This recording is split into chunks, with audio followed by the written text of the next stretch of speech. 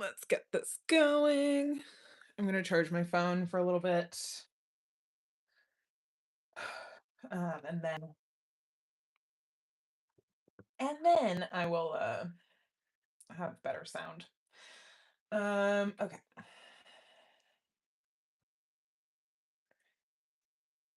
25 minutes on 5-minute breaks. I think that's what we're gonna do.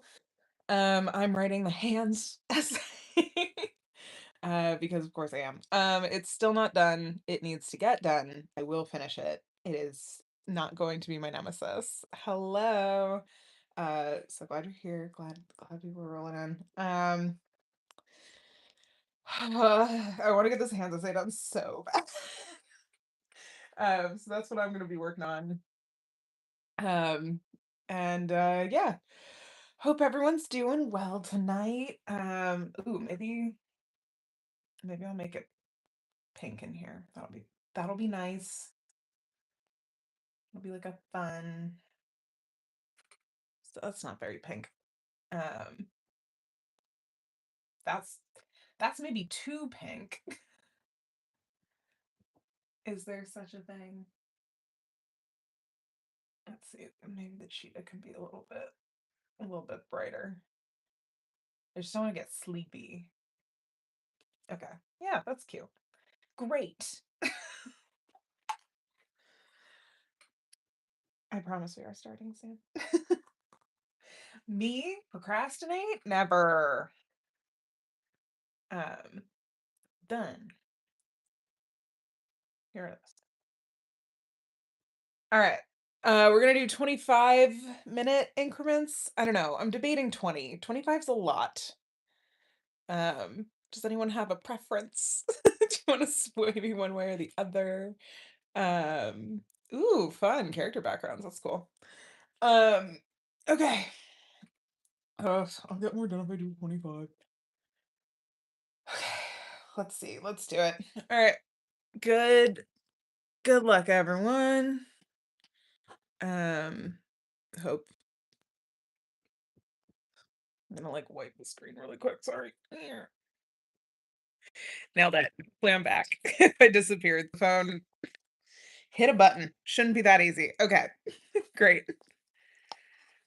We're killing it, crushing it over here tonight. This phone stand is totally working and not driving me up the wall. Why is it why is it acting like it's never been locked in place before in its life? Okay, great. Let's go.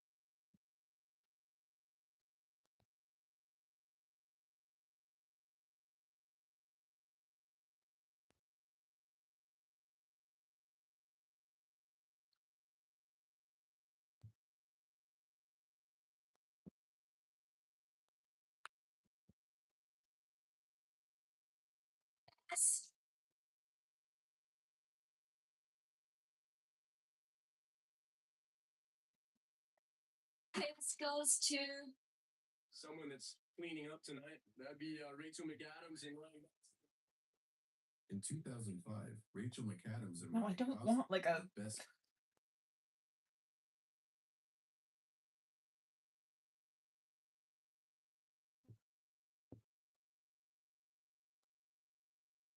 yeah, this one got sound.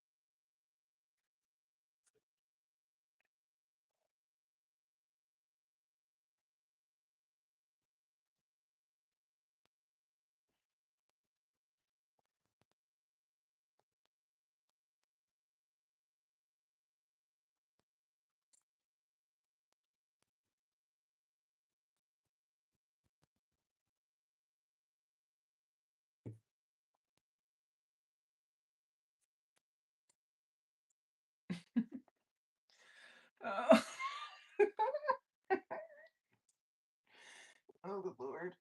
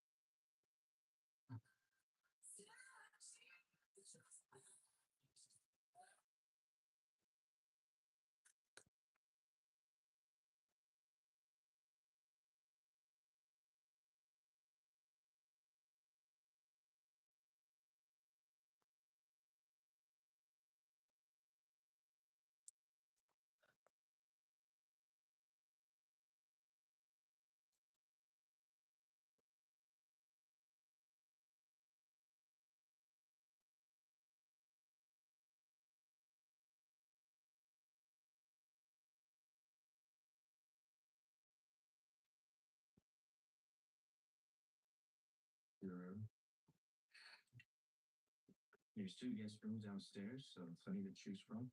I will need the keys.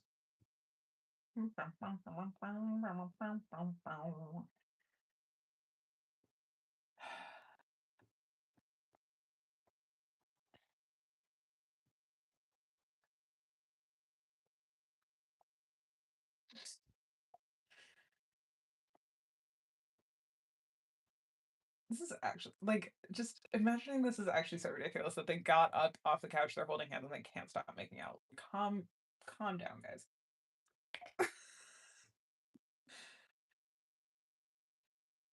All right, see the hands there.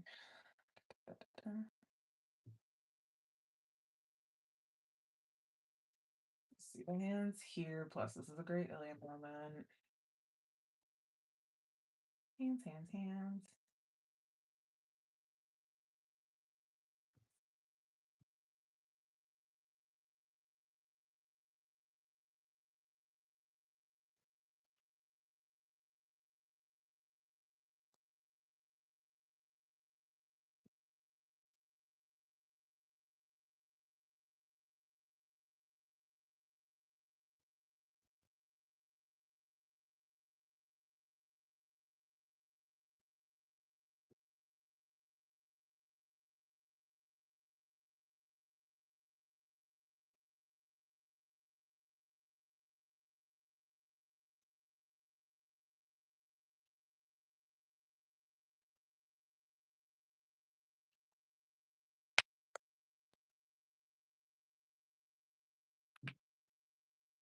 Okay.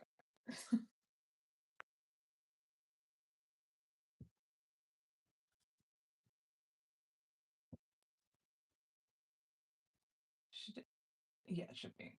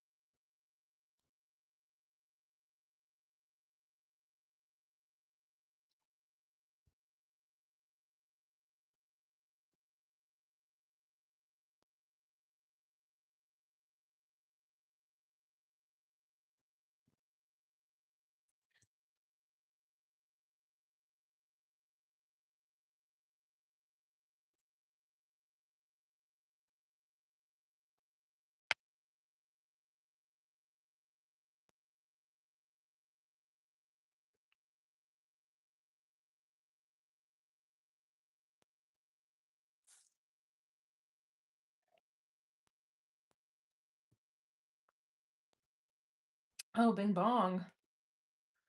We did it. Way to go, everybody. We got through 25 minutes. And I'm not, ugh, my phone's not even charging. Silly, silly of me, silly of me, silly. Actually, since this is live, can anyone, is this thing working? Um,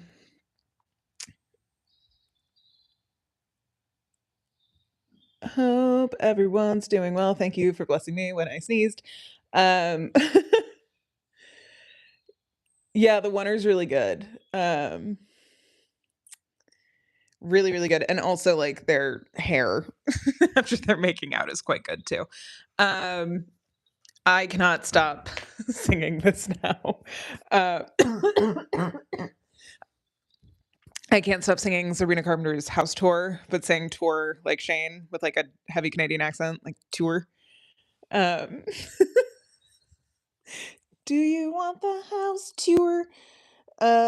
It could honestly, House Tour does kind of sound like a Robin Sparkles song. Not to evoke How I Met Your Mother. Um, hey, it's I love a Canadian accent, but it exists. Like I make fun of Irish accents all the fucking time. I make fun of American accents all the time. I have neighbors with incredibly deep New York accents, and I love them. I like lovingly. I don't know. I love a good accent. Um, and Shane's Canadian accent only pokes out like a few times. Like it's really like tour and pasta. Um, so right, like it's I regularly get "Let's go to the mall" in my head, and I like anytime it's Canada Day, I sing "I'm gonna rock your body till Canada Day." Um, yeah, there was like a there's a few words, and it's fun. I love finding the words that help you like slip into an accent. I think that's a good time. Um, that was a really productive 25 minutes. I hope everybody else had a productive 25 minutes. Um, I'm come hell or high water. I'm finishing this essay, uh, and at this point, I don't even know what I'm writing about in all of these little clips. I'm just kind of putting together the timeline at this point, um, and that's I'm gonna do like some summarizing up top before the timeline, and then talk about some stuff after it. Um, There was one that somebody pointed out that Sidney Crosby said recently, like very Canadian, and I think it was the word outcome. Like he said, outcome.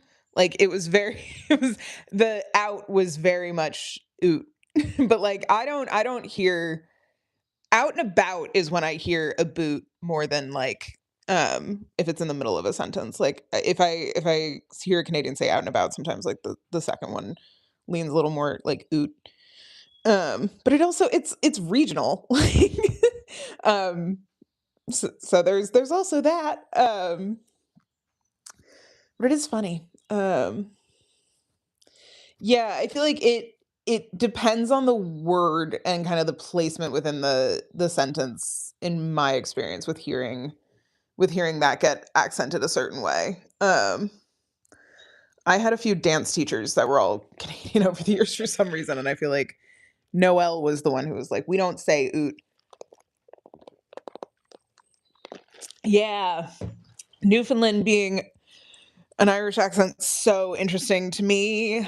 I love the Irish diaspora is one of the most fascinating fucking things, and also it happened in England a little bit too. The reason the Liverpool accent is the way it is because a bunch of Irish people went to Liverpool. Um, Newfoundland's, I mean, what an interesting area. Canada's got a whole bunch of shit going on.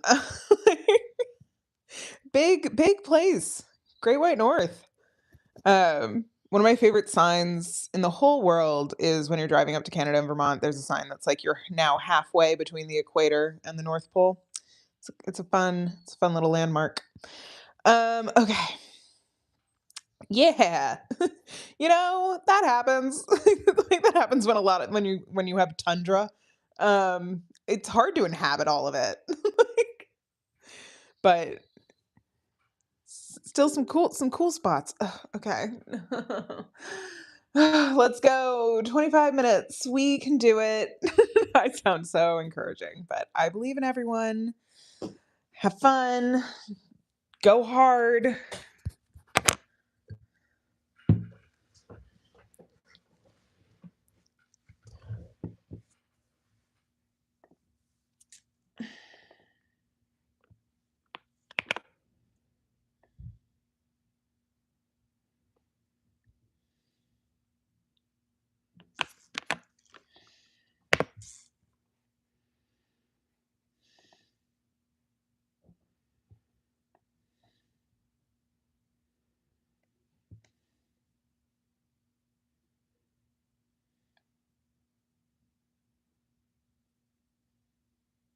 Good lord.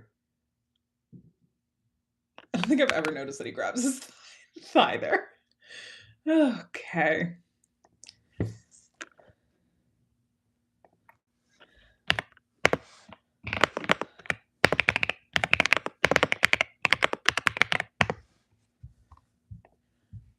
Do I have.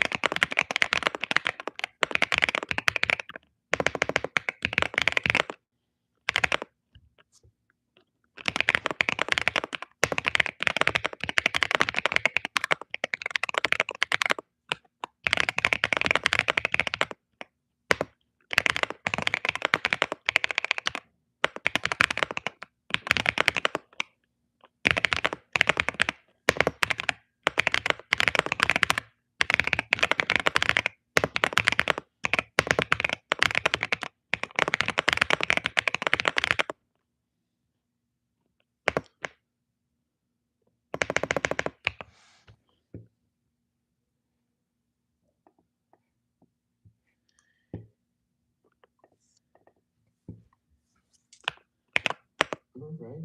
How's she?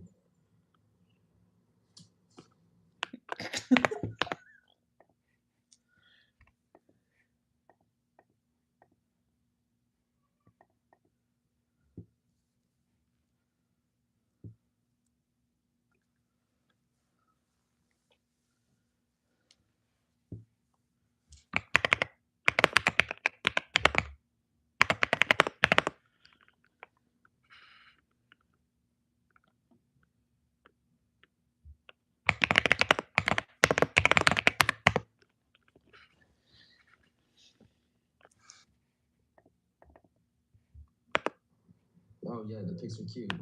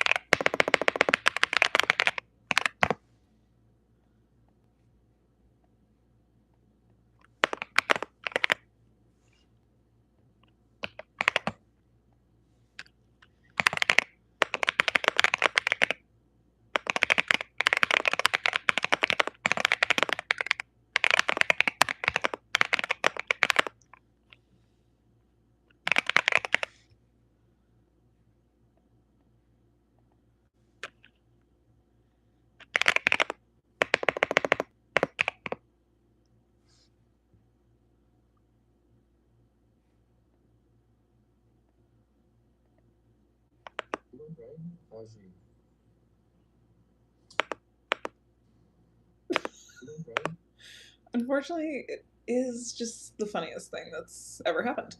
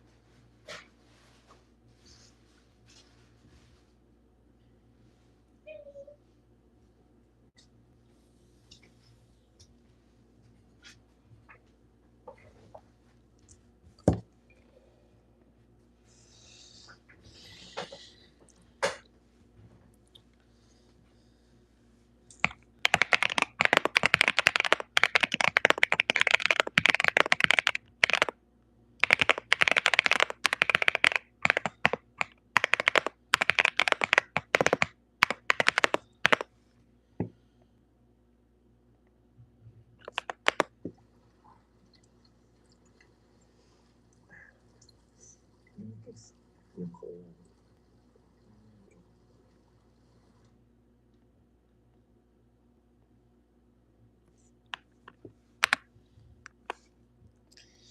I am gonna cut out the foot kiss.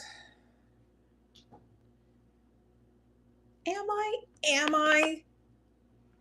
Am I gonna cut out the foot kiss? It's one of my favorite little details. No, I'll leave it in. You're cold.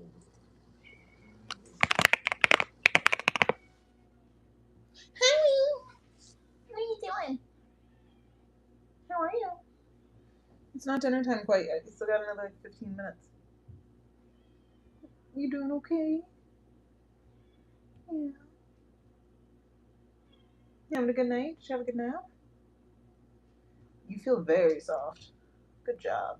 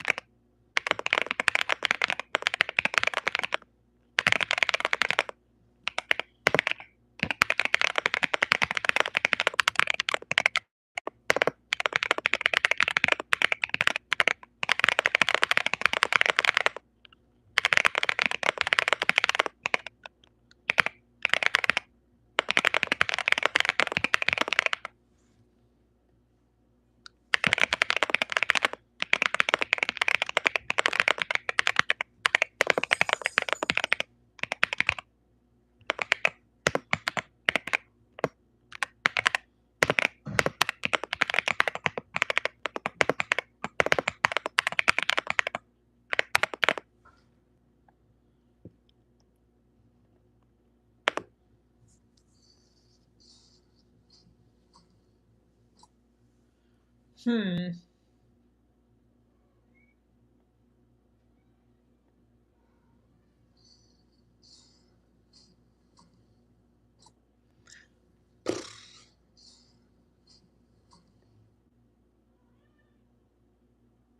Do their hands really not touch? I love when I doubt my past self. Do their hands really not touch when they? I also have to clip the downstairs one.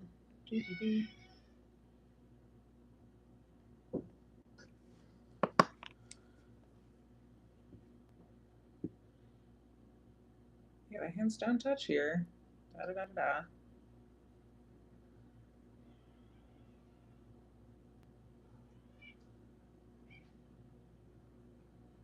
He puts his hand on his thigh here, right? Their hands don't touch.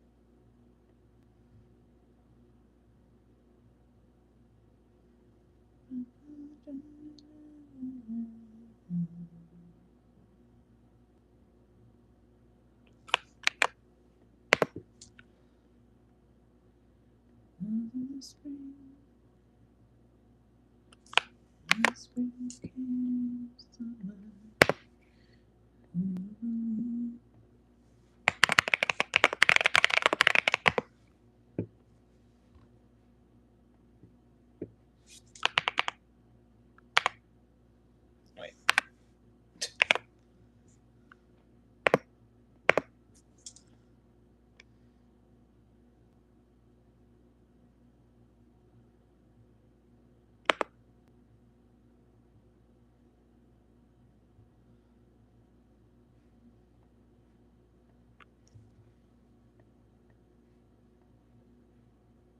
Yeah, wow, their hands don't touch in this scene at all. Like, conspicuously.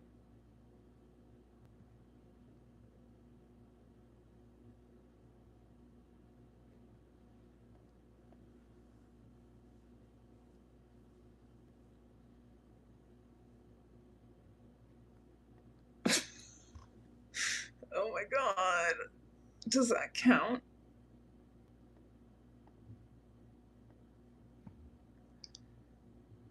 Like, their hands, like.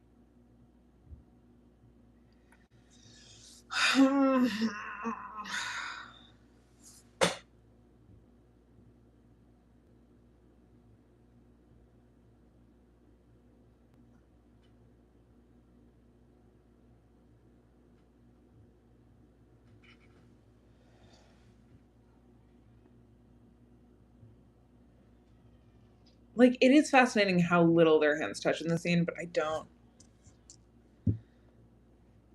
Because it almost looks like he's about to touch his hand there, but then he doesn't.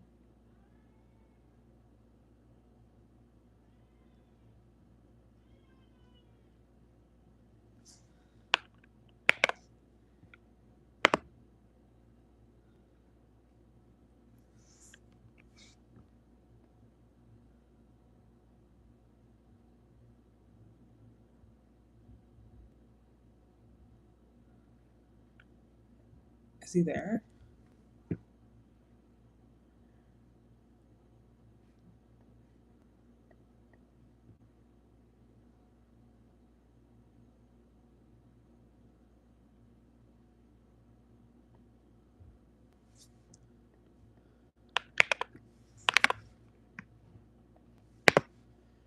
Ba, ba, ba, ba, ba.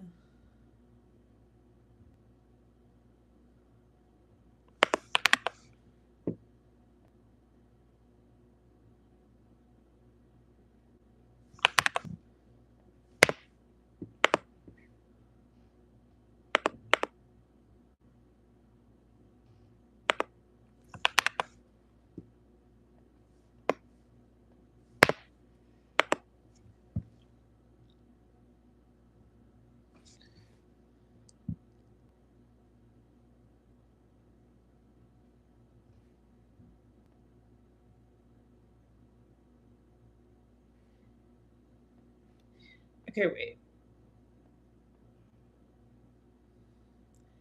Their hands touch there. Shane's touching Ilya, but Ilya's not touching Shane's hand throughout this entire thing. It just looks like their hands are touching. But Ilya's hand is on his boob.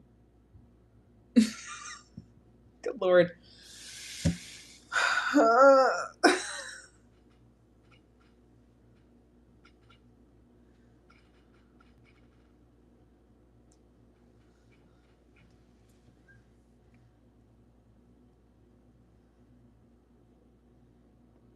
We still don't get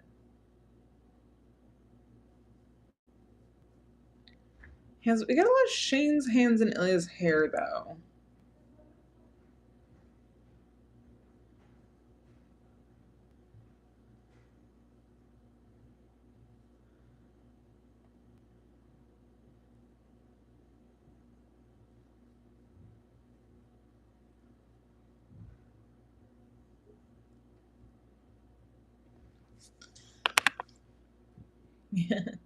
You know what else we get?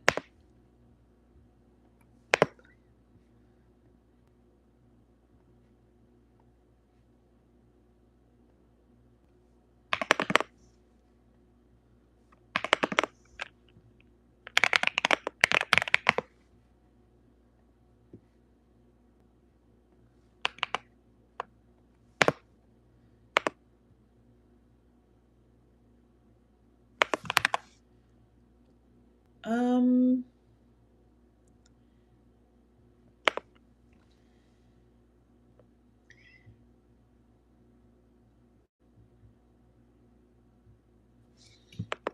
Okay. Is this.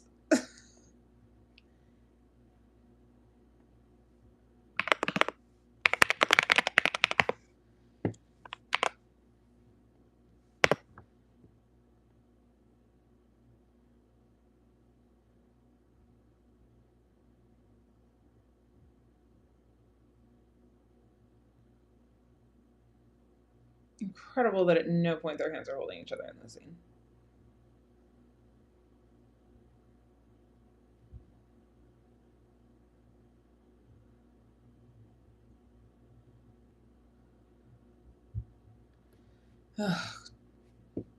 Okay, so actually.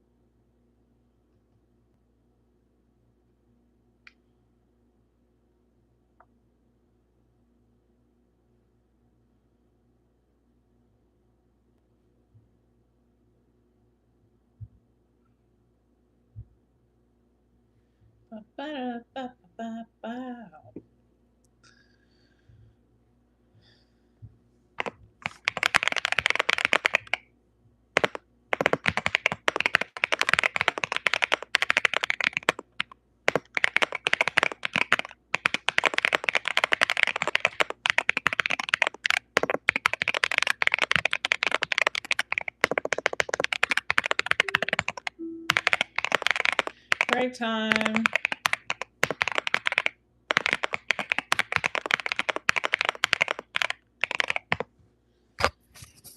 Congratulations, we did another 25 minutes of work. I'm gonna like kind of lose it, I think, if I keep making myself scrub through the episodes, but I'm just so scared that I'm gonna miss one and then I'm gonna be like annoyed forever. Um da da da da da da. Um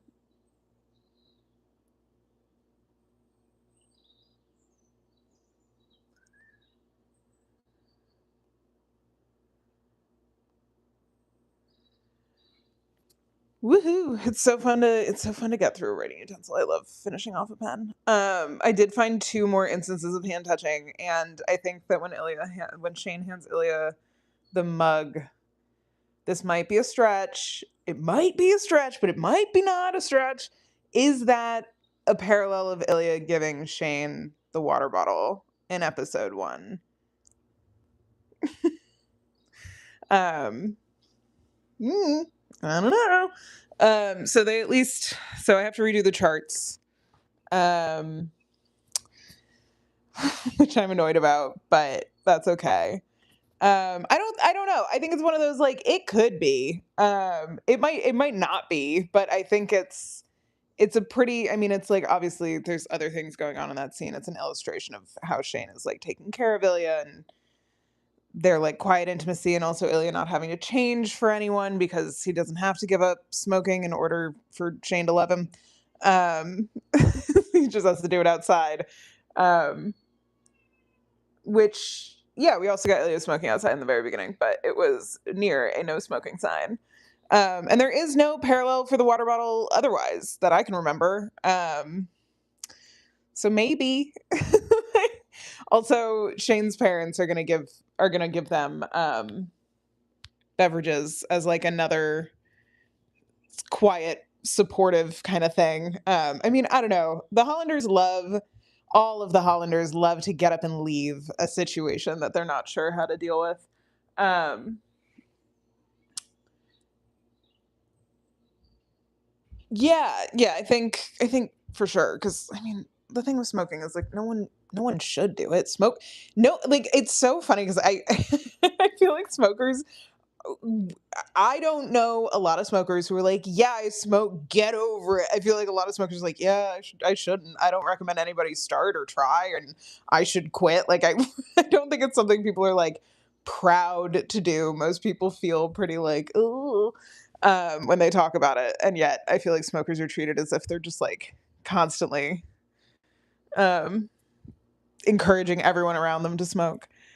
I mean, the cigarettes do that for them, but um, yeah, I mean, smoking's tough to quit. But you know, more power to the people who do. And I haven't smoked in like a few weeks, and that's been good. Um, that's also because I'm going through some other stuff, but that's fine. Um, yeah, because I feel like most smokers just aren't like prideful in the fact that they do it. It's not something that I feel like a lot of people are like. I smoke, and everyone around me should too. Um, but it's not that there aren't those people, but I'm also like very against smokers who litter.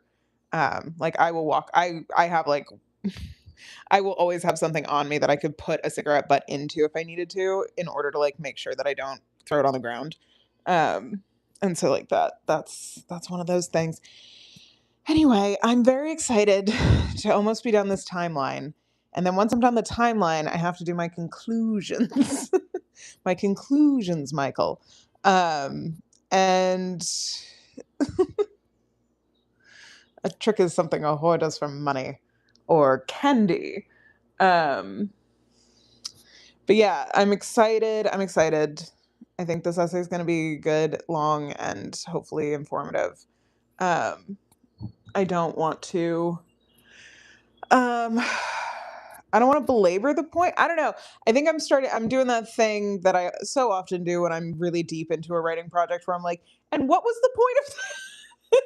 And did I just create a really fucking long timeline? So maybe so. Would that be so bad? No, it wouldn't. I don't know what my own expectations for this essay are anymore, and I need to figure it out. But first, I need to finish this timeline. So here we go. Another 25 minutes, y'all. We got this, and then we'll have done 75 minutes of work. Isn't that incredible? Over an hour.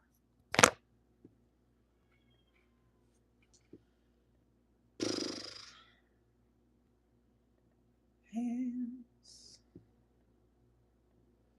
touching hands.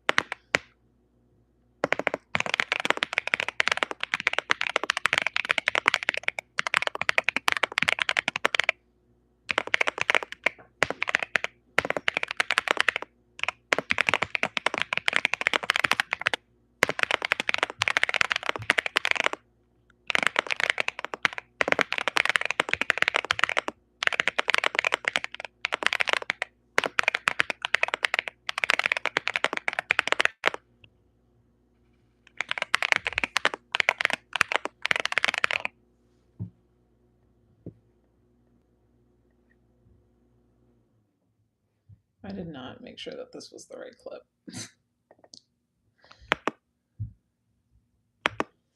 And it's not. Cancel. Okay. Boo-doo-doo-doo.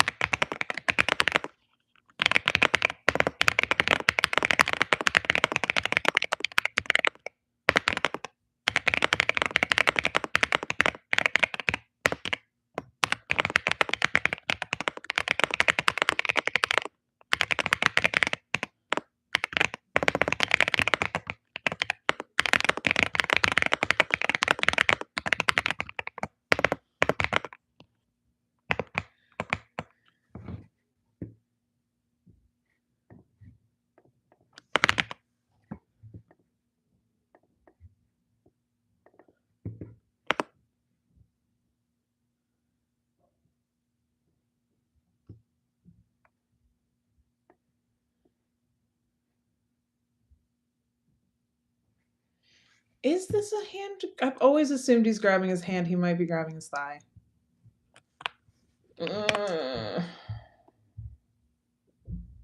At some point, I do just have to call it. At some point, I do just have to say it's fine.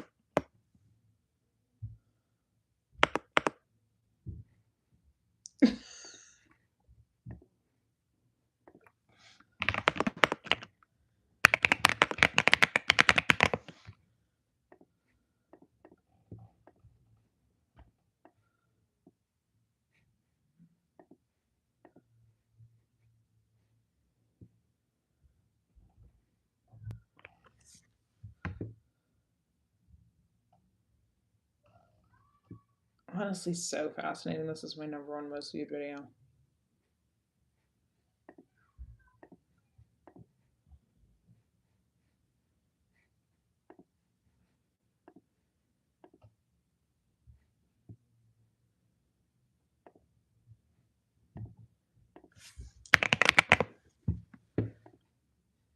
Huh.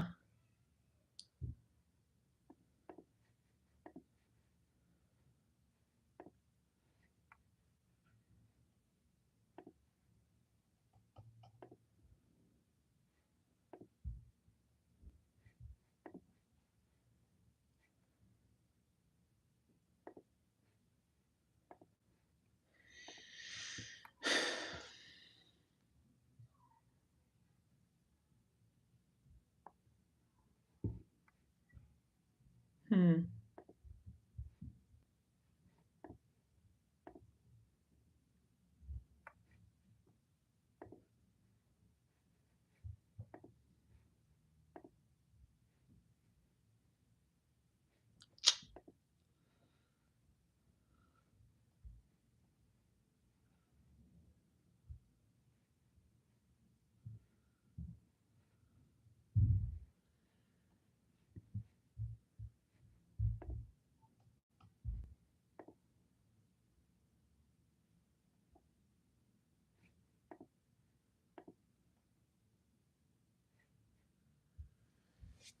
Hmm.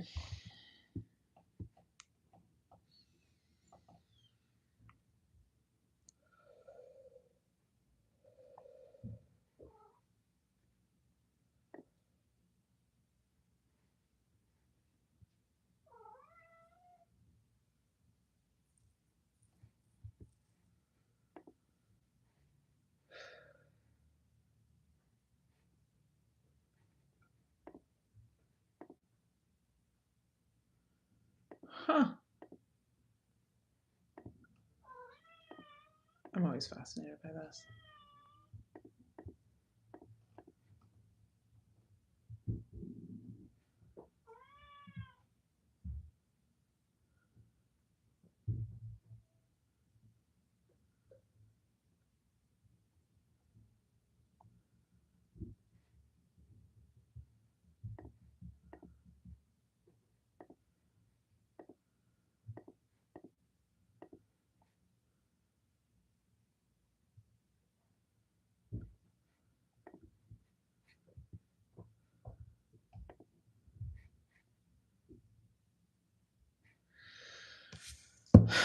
They don't hold hands in 1410.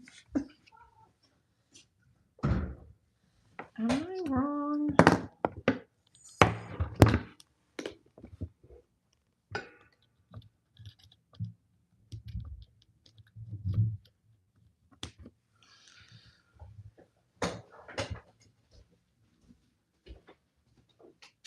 Oh, William, I never thought your food.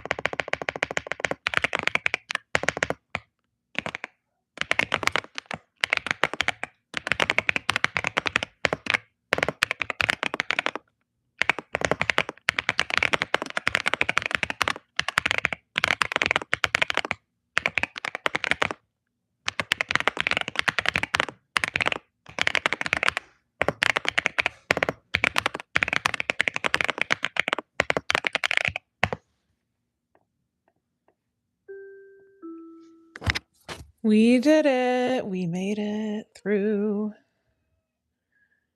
Um, doo-doo-doo.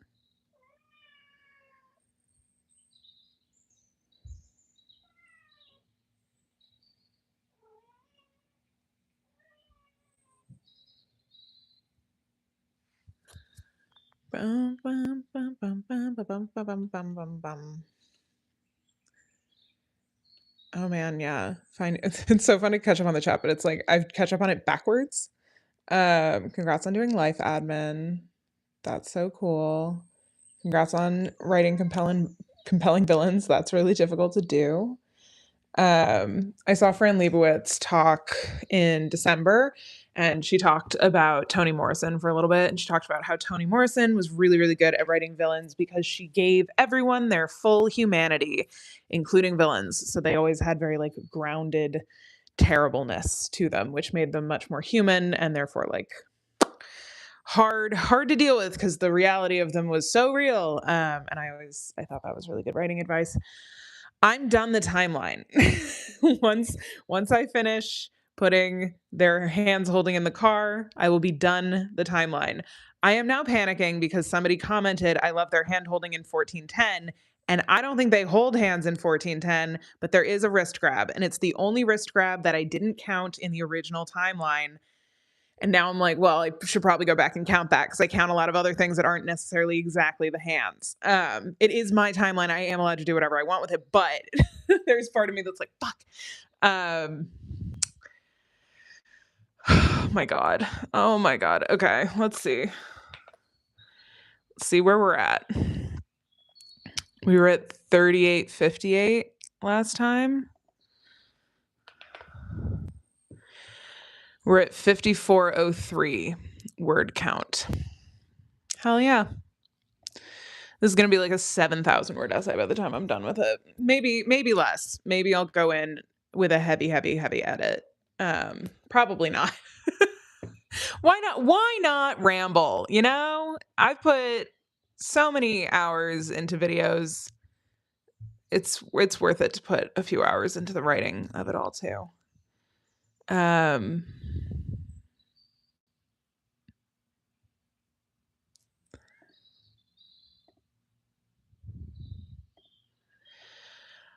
Oh my goodness. Okay. Also good to do a backup. So I need to redo these. I need to redo my fucking data. Because it's more than that now. It's more in episode 6. Because I found 2 more, at least. At one point I had in this essay, here's all the times their hands almost touch. Like what was I planning to do there? How how would that have worked? Um Good that I'm ambitious, but sometimes it gets a bit absurd, and that's okay. Um,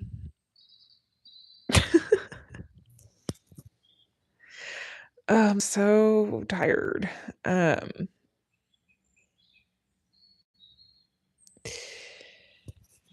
yeah, I feel like I need now that I have the timeline, which good lord. Um, Now that I have the timeline, I need to draw my conclusion figure like I need to put hand theory into words, but like I don't want it to be the exact same thing as towel theory because towel theory is about how like when they're wearing towels it's like when they're emotionally intimate with each other, and like are letting their guards down, how that was kind of like their bodies are the things that allow them to be emotionally vulnerable because their physical relationship is what allows them to be emotionally vulnerable. Thank you. um I okay, the thing about me is that a lot of times I make jokes in places that people literally don't notice. I used to use a lot of like joke hashtags and it just like it would go completely unnoticed. And one day people would be like, "Oh, are all of your Facebook photo albums joke names?" And I'd be like, "Yeah." And so I really appreciate that.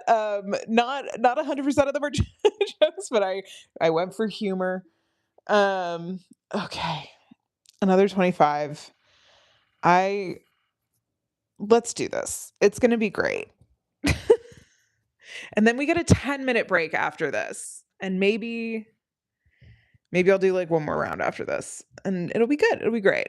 Okay. I believe in us. Go team.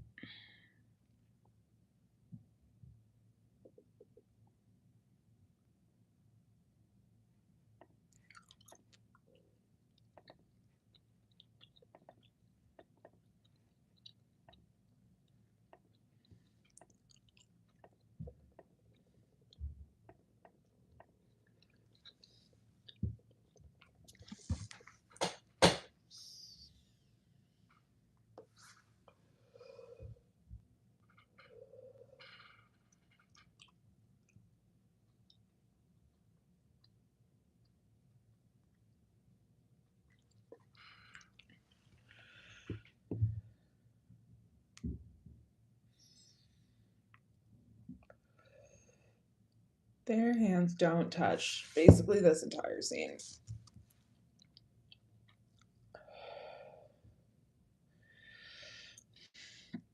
And I know I'm right, but now I'm nervous. Hands still aren't. Hands are touching a lot of other things. Not each other's hands.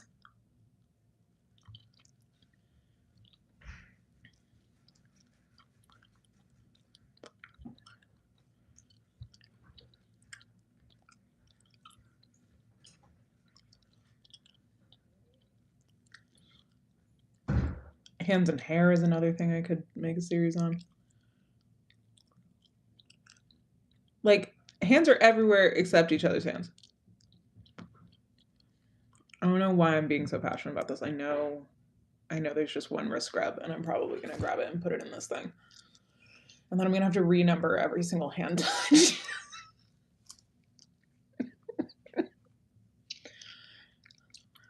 I fucking would.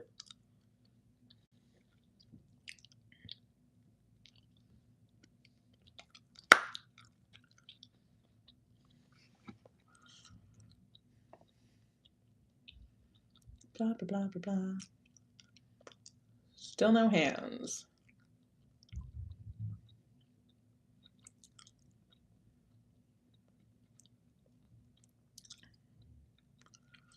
Socks are on, though.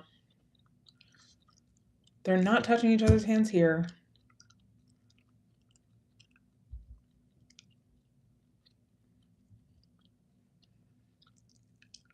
This is one of the best kisses, though.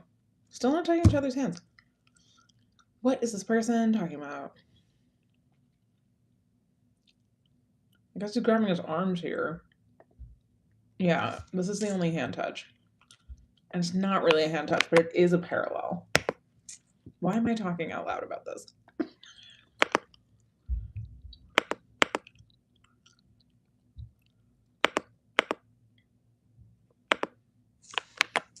Like,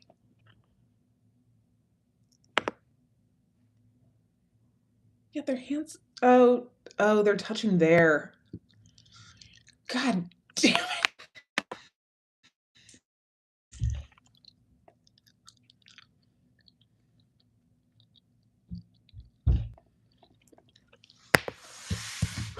Okay, mystery solved, but this does mean I have to fucking to redo all the numbers.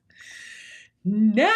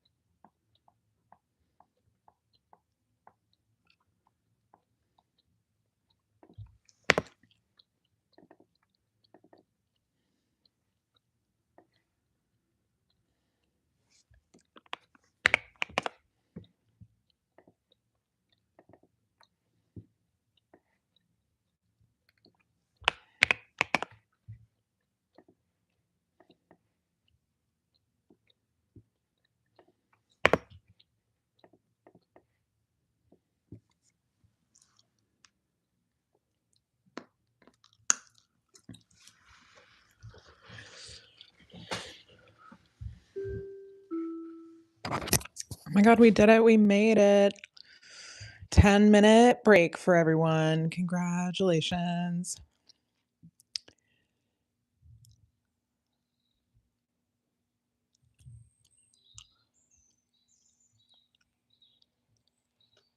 Whew. Hope everyone is doing well with their work. I feel like sometimes when I've worked for like a long time on one piece, I get it too like in my head. I get too close to it. I get too in my head about it. Congratulations on all the characters being done. That's awesome. And part of me is like, is that happening or do I just feel lazy? I don't exactly know how to like put it all together. I mean, I have been working on this for now 2 hours tonight, and that does feel good. That does feel really good, and I need to give myself credit for that. But I want to be done with this tomorrow. Um because I want to send other essays out on the Substack. I used to use the Substack all the time. I want to have like ideally weekly Substacks going out again. I used to publish a Substack every single Friday, and I tried to publish a podcast every single Wednesday. And that was like I was keeping up with that schedule for quite some time. I don't know that every Wednesday is going to work for me, but I do think it's like a good thing to try to do. I love to talk, um, as evidenced, but I feel like now instead of doing, like, one long form thing, I do a bunch of, like, short form things, and then I feel like behold it I don't know, I think I've been getting in my head recently about, like, I should only talk about one thing or, like, people expect me to talk about that, and, like, that's not good for my own brain, um, but sometimes I'm just like, I don't know what to say. I don't like, I feel like the last few weeks I've just kind of run out of, like, shit to talk about. Also because I'm going through personal stuff that's just, like, taking up so much brain space, um, because my best friend is mad at me, and I don't know why, and she won't tell me, so we're having a tough time, and that's fine. Life happens, things change, but I feel like I've been going through this, like, very weird, tough personal weirdness, outside of this stuff, and, like, it's made it so that I don't feel quite as, like, jovial, and, like, I certainly don't feel like I don't know, I don't feel like myself these days, but I'm really excited to get my life together. I'm gonna get up really early tomorrow and shower and do or not shower, I don't have to shower tomorrow morning, I showered tonight. I'm gonna get up really early and do my laundry, and, if time allows, I'm gonna try to maybe sell some clothes. I have an appointment with I've like somebody booked a coaching appointment with me, so I need to remember to turn off coaching appointments. Actually, that's a huge thing I need to do. And I need to write the mailer, and like I have a bunch of shit to do tomorrow actually, so maybe I'll do some more lives, some like work lives. Because I do enjoy these. They are really helpful for me as well. Um, so yeah, I think thank you. I think like I wanna sort it out, and I also just want it to stop being a thing. Like, and it just might require, like, bigger emotional changes for me than I've let myself have in the past. Yeah, I mean, it's so like, we're all tasked with doing a lot. I feel like I got a lot of stuff in terms of, like, my apartment kind of back in order, but, like, I need to, like, clean all my clothes so that I can go through all my clothes. I feel like nothing's really fitting me the way I want it to right now, which is fine, but I need to figure out, like, my outfits for next week so I'm not panicked about them. Which also includes, like, I need to find shoes, and I have really big, wide feet. So, I have specific shoe requirements usually, and camper loafers don't fit me, and I really want a pair of loafers, and I'd like for them to not be flats. Um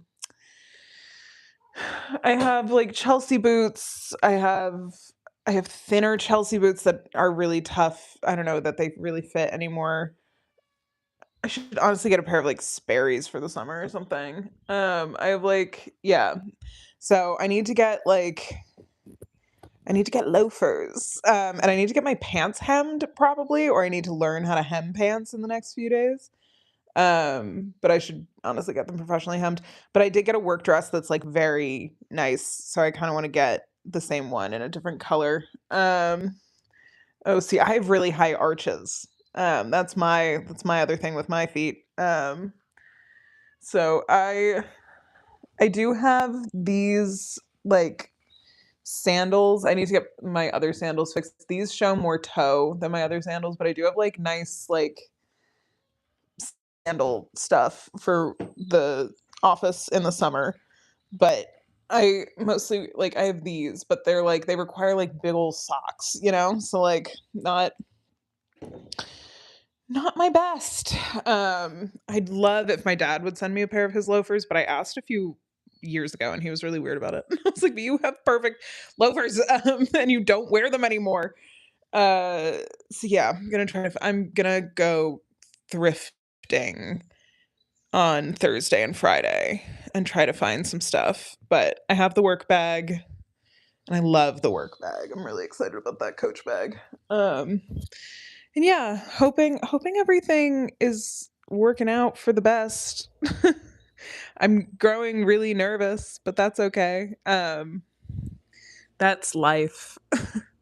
That's life. Okay, so Saturday is the first. So the newsletter will go out on the 4th. Okay, cool. Amazing.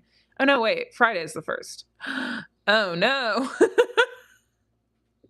Oh no, I have so much to do before then. Okay, well, that's good. It's good to know. Um,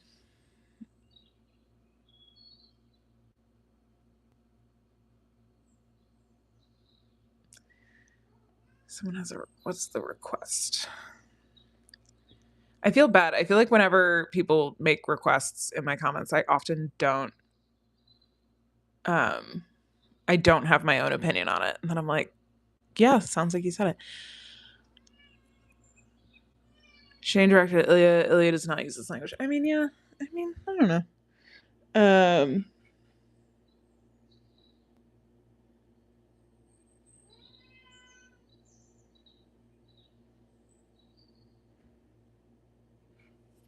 oh nice.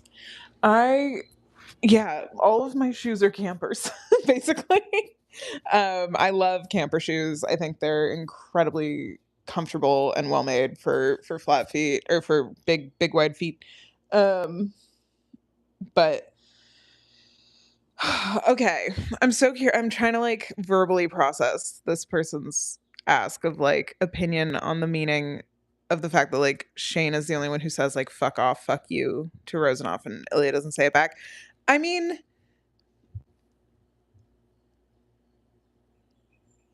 oh, there's some really good comments. Those comment sections are fucking huge. I love a big I love a big comment section. There's something so I find this so funny about myself. I have never done a call to action. I've never done a like be sure to like and subscribe. Like I've never remembered ever not once to do that and it's such a running gag in my own head at this point that I'm kind of like I want to see if I can get to 10,000 followers on TikTok without ever asking people to subscribe. So that's I think why in the back of my head I don't do it now, but it's also just like not natural for me. I'm like really not comfortable marketing myself. Um, and I am so bad at being like, be sure to leave your opinion in the comments. I'm so just it's not part of my natural inclination to do. I'm like, yeah, I always want people to leave comments. I always want to know people's opinions. I wish people wouldn't say no in the comments to start their or you're wrong to start their opinion. But that's what happens. Um I don't know that I do have any thoughts on the meaning behind the fact that Shane is the defensive one in the relationship. I mean, I think it's just like part of their dynamic that Shane is the one who's much spikier and like part of that is because like he hasn't even admitted to himself that he's gay. And so like anything that chafes, he's much more defensive about. Which like I know that like the stakes are high for both of them, but like this like Shane being perceived as feminine, Shane being perceived like in a more homophobic like it is different for him. And so I think like him being spikier about it makes sense. Um and yeah, I don't know. I think like they're both Ilya's brusque in other ways. Um, yeah, exactly. Like I think the lack of size difference is one of my favorite changes. Um, but yeah, like Ilya. Ilya makes fun of Shane in other ways. I think, like, I don't know, maybe I'm like, well, he doesn't ever want that problem to ever go away. Like, he's not gonna tell him to fuck off. He doesn't want him to fuck off. Um, but, like, Shane doesn't want him to either. Shane's, like, a lot more I think, like, Shane is, like, more they're both equally sarcastic. Like, I don't know, somebody had a really funny Tumblr post the other day about, like it was, like, them in Shane's car just, like, looking mean, and somebody was like, "Bitch for bitch." And it's like, yeah, like, they're mean. Like, one of the things that I love about Shane and Ilya is that they are the best, and so that comes with a certain, like, dismissiveness. I think that's fun. I think that's hot. Like, I think that makes a lot of sense for them as a couple. And so I love that they're like a little bit like fuck you, fuck off. Like, yeah, exactly. They love to rile each other up. Like, um let's go through some instances of them riling each other up where their hands are touching. I would say saying shit to each other in the handshake line is them riling each other up. This is Ilya riling Shane up when he's bumping into his hands on purpose. Look at number 3 over here, just absolutely no idea what's going on beside him, just having the time of his life. I'm number 3. Shane's about to pass out from being number 2. This is my favorite, like, evil Ilya look. They're urinating, it's fine. Oh god. I have to go through and do all of this. But yeah, like the hands in the stairwell is a big like this is their dynamic in one scene. Like they're racing up the stairs against each other all the time. It is so funny. Um yeah, exactly. That's the thing is like Shane is secretly the I'm gonna change. Sorry, the sound quality is about to rapidly change, but the phone is dying. Um people close to Shane know that he's funny, and people close to Ilya know that he's sincere. Like everyone thinks that Shane is like good little hockey robot. And Rose even says explicitly in the text, like, people don't know you're funny, you're really funny. And it's like, you know who knows he's funny? Ilya knows he's funny. Ilya finds Shane very funny. Um, even even just when he's like, "Are you still mad about Vegas?" And she's like, "I'm not mad." It's like- I don't ever talk about that. I think I talked about this on here that I pulled um oh I need to clean this up actually. I pulled every time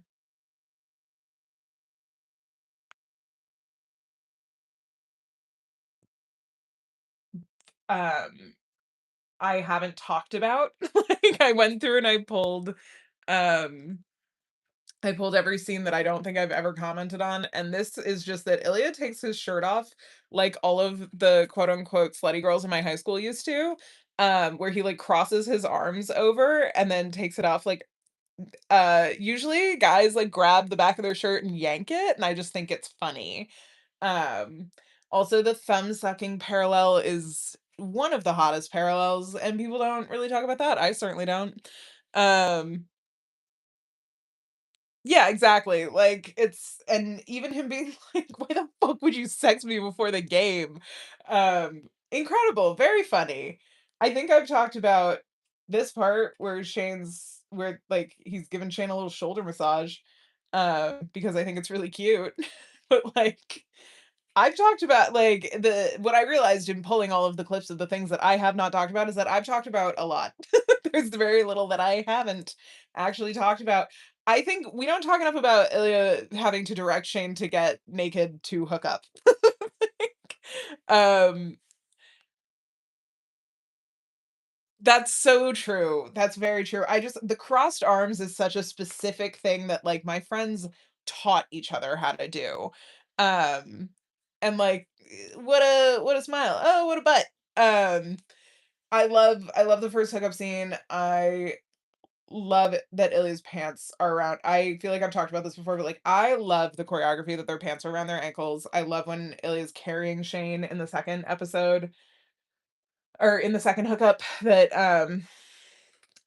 Shane's pants are around his like or no, Ilya's pants are around his ankles again, but, like, he's carrying Shane and, like, walking. with that, um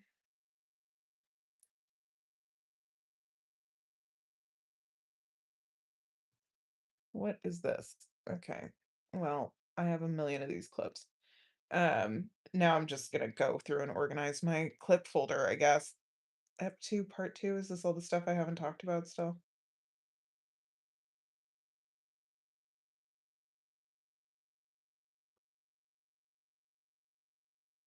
On the kitchen on the floor? It always reminds me of the "I'm fucking Matt Damon" thing. I guess I've never talked about Ilya's captain's speech? Well, this isn't this is not helpful. I don't know what Ep 2 part 2 is for.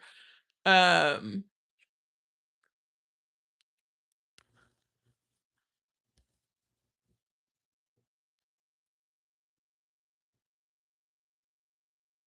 yeah, no, it's really cute. They're both, like, so into each other. Um, I don't think that I've ever talked about "We Didn't Even Kiss." It's it's so devastating. I mean, I guess I have though because it's like I think I talked about it 'cause it's so devastating that Ilya's, like, kissing him. Like, Shane's like, "What do I get if I win?" And Ilya's like, "I'll kiss you." And then Shane doesn't win, and then Ilya doesn't kiss him. Okay. I don't have a fucking folder for wants. Okay. Jesus. Okay, sure. Found wanting. Want. So what you want?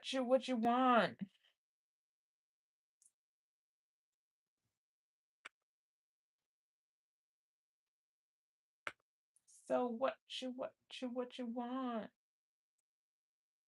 Where did you get your information from, huh? Uh, what a title of this. Ilya laughing because he knows Shane. Oh, that is a thing. That's a little parallel I noticed a little while ago.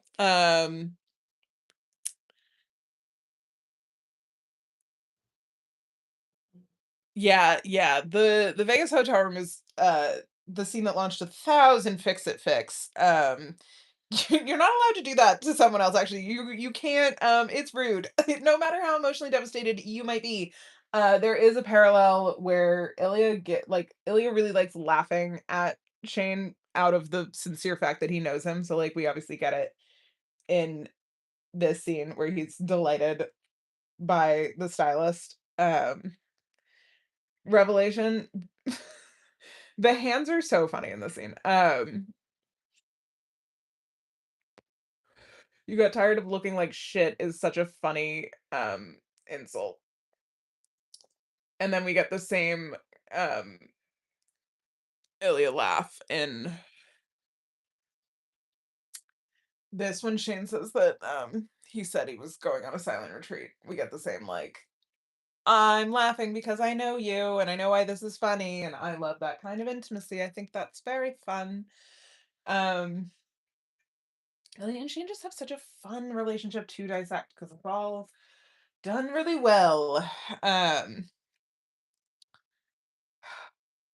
I don't know. Sometimes I'm like shocked at how much I've said about a show that is not that long. It's incredible how much I've been able to excavate from this, but like it really does tie into like romance novels throughout time. Um well, yeah, I mean, I don't know that I posted the video on YouTube because it's really short and sometimes my really short ones I just keep over on TikTok. But like they've never had a good moment in Vegas. Like they don't have any really positive memories of Vegas. So I feel like if they have to go back there for like awards in the future, like they're gonna talk about it, right? Like there's no way they kinda like, 'cause, I imagine like, the presenting together thing, it happening early in their career, sure, fine. What if it happens again? What if we get a nice little parallel of it happening like, I don't know how to say this. I want season 2 to not follow the source material as closely. I want there to be more of a world. I want there to be more time spent in the 3 years between the narratives, so that we do get a little bit more sense of, like, how the rivalry is viewed. Um I like, the long game just it's not my favorite story. So, like, but besides that, like, not trying to say it shouldn't be part of the story, but, like, I think there's so much you could do in terms of montages and things like that, but I think we do need to understand why the stakes of Ilya and Shane coming out are so different from the rest of the hockey world. And I feel like the season 1, like, one of the critiques I do have of season 1 is that I think it's really, understated. Like, the rivalry is understated. It's there the whole time. The homophobia threat is there the whole time. The idea that they, like, can't be it's present, but it's not emphasized. And I feel like the rival teams, the rival captains, all of that really goes into why, they can't come out. Like, their relationship can't come out. Not just, like, it's hard to be a gay hockey player, but, like, it will be career shattering if people find out that they've been together the whole time because because of the fan base, because of the prom like, the idea of them actually being like, it's just so interesting, and so, like, I hope that more time gets spent fleshing that stuff out. But also if it is also telling, role model, like, I think that'll be good. Yeah, like, it's very like y yes, exactly. Imagine if Kyrie oh my god, what was the guy on the Pistons who always went against Michael Jordan? Like, and not that Michael Jordan is in anyone's league, but, like, yeah, it's that thing of, like, what wait, what? Did they ever throw a match?" Like, it would be like if Federer and fucking oh, what is his name? He's still playing. I should know his name. He was really good on clay. Nadal. If Federer and Nadal at the top of their game came out that they were having, like, honestly, everybody would have been like, "Yay!" But also, like, it's just it's a different intensity to it. Um, yeah, and, like, Ilya has the stakes of his home country and of losing access to his home and his family, which is why, like, his father's death is one of, like, the final things. I'm gonna say it, I really don't love whenever it's like, "Oh, Ilya's the favorite son." Like, I understand that people are joking about that, but I'm also like, Shane, like, we don't need to I don't know, favorite kid stuff really bothers me, but also, like, Shane's family is still, like, important to him. It's not like I don't know, I don't find it ugh, I just Shane gets everything taken from him in the long game in such a brutal way. I'm like, I understand that Ilya made the choice to give up Boston and go to Ottawa, but he at least had autonomy in that choice. Um, and Shane doesn't. Like, Shane lives through his worst nightmare. He gets kicked off of, like, the team that he always thought he would retire with. Like, it's a very different thing for him what he goes through. And at the end, he's like I don't know. I find the narrative that Shane goes through in the long game to be just, like, so brutal. But I'm like, please give Shane something nice. Um And yeah, I'm curious. I don't know. And Hayden's a terrible friend. Um, I think Hayden to me, he's a little bit better in the show, I will say. Um, and by a little bit better, I mean he says that he will get a vasectomy instead of saying Jackie's getting fixed, but he doesn't say Jackie's getting fixed until the second book. So I'm hoping that they put that in the first season so that he doesn't say it in the second season. Because Jesus Christ. But I do think that Hayden is a good character in terms of, like, that is kind of like the best that Shane can hope for and expect is, like, a friend who's not actively homophobic and is instead playing off his homophobia as, like, specific to the guy Shane's dating. Um, yeah, it is that, but, like, it's also just one of those things of, like, it's an it just saying, like, Ilya is part of the family is you know what I mean? Like, I don't favorite kid stuff to me is very, like, oh, and I appreciate that most people are joking, but I think, like, what I have to what, like, I have to keep in mind is that I see a much higher rate of certain sayings because I see every comment that I get. Um, and so there are certain things, and I refer to it as kind of like bumper sticker humor where people have seen a thing and they think it's funny. So then they repeat it often and loudly. And it just becomes this thing of like anytime I mention Yuna and Ilya or David or just Shane's parents at all, people are like, and their favorite son is Ilya, and Ilya's their favorite son. Favorite son, just wait until season 2, favorite son alert. And it's just like, oh my God. Like so that's where I get tired of it is when it becomes kind of like a fandom joke. This is snobby of me, but I just like there's a lot of stuff that I'm just like, I've seen it too much and I personally don't find it funny. So it has like it has a different flavor, I guess, for me. Um, yeah, I also think there's like a time in the book that Shane is like, I'm gonna talk to JJ before I go into this thing. And then it just cuts and we never see that scene and Shane never talks to JJ. So I feel like again, this goes into my like, I don't think Shane's narrative was necessarily the most carefully considered narrative ever written down in a book in in the long game. I think there's times where Shane says he's gonna do something and doesn't do it. JJ being upset that he wasn't told is totally fair, but I also am like, JJ was like a way chiller friend than Hayden was. Like, JJ's immediately like, "Oh, sick, you're gay. I'm gonna get you set up with some dudes. Let's do this." Like, JJ being in on that is a betrayal because like Hayden knows that he's dating Ilya, but like JJ doesn't know that. He's just trying to be a good friend. I think JJ is like a better friend than Hayden is about it, but because Hayden's so shitty, it affects how Shane feels about telling anyone else, and it affects how like the fact that his team is so shitty is the reason that he's like, Ilya, you can't tell anyone. Um, so I feel like that's also an interesting part of it. Yeah, I do think you're right that people are excited for Ilya to have a family that loves him, and he deserves that, and it's really wonderful. Like, I love that Ilya is part of the family. I think, like, that's really, really fun. I have very fun headcanons about Yuna and Ilya talking shit about hockey players.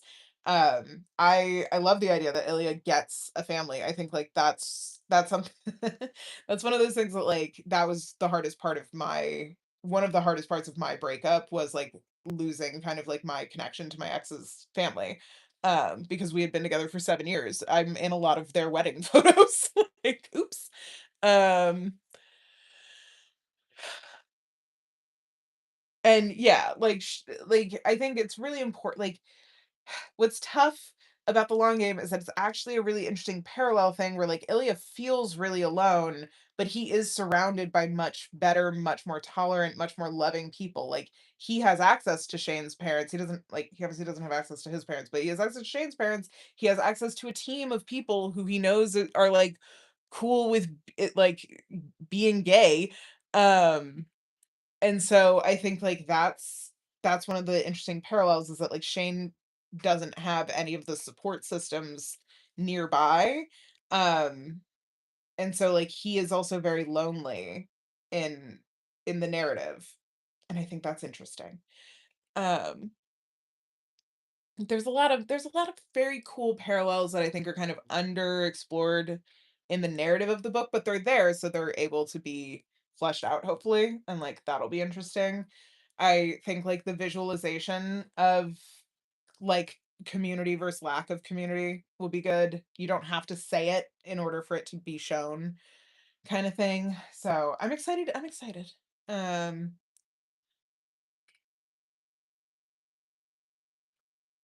And yeah, I mean, I think like the miscommunication really works in season one. We understand the stakes, we understand why it's happening. So I'm curious to see how it's going to be played in season two, um, because of that. But I think it'll be. I'm hopeful it'll be done well. It'll be tasteful. I don't know, I'm excited. It should be good. If not, that's okay. We'll always have season 1. I have plenty of shows in my life that I love certain seasons of, and then I'm like, "And then it got weird." So we'll see. I think it's just gonna be a lot different. Hello, welcome. I think it's a very different narrative, so I'm curious to see how they do it. The fact that he's hinted that it might be 2 seasons to tell the story is also very interesting. Um it's gonna be so different for them to make it because the last time they were doing this, like, nobody was seeing it. Like, this was truly, like, such a small little passion project for everyone involved, and I do think that that lent a certain freedom to a lot of the things, and, like, I trust that, hey, like, they're very talented, I believe that they're gonna be able to do it again, but, like, yeah, I imagine the tension of filming the sex scenes is gonna be a little bit fucking different. Um, and especially I think, like okay, I've been having a lot of thoughts about this, um, because I just I made a video about the Peabody situation because I was like, "That's weird. That's just weird and disappointing and honestly gratuitous, like, this is absurd and they need to do better because they do. Um And I got a lot of comments immediately that were very, like, conspiratorial and were very like, "Well, Jacob actually hates Hudson." I'm like, "I don't think that's what's happening here." Like, I think, like, it might hey, maybe, I don't know, but I don't think we need to go to, like, Hudson's gonna quit, Connor is they're only propping up one person's career. Like, maybe like, again, I don't wanna dismiss anyone's feelings, but I feel like it goes really extreme and it goes into, like, season 2 is gonna be this or like they're not going to even be able to make it and I just I think that like people often don't know that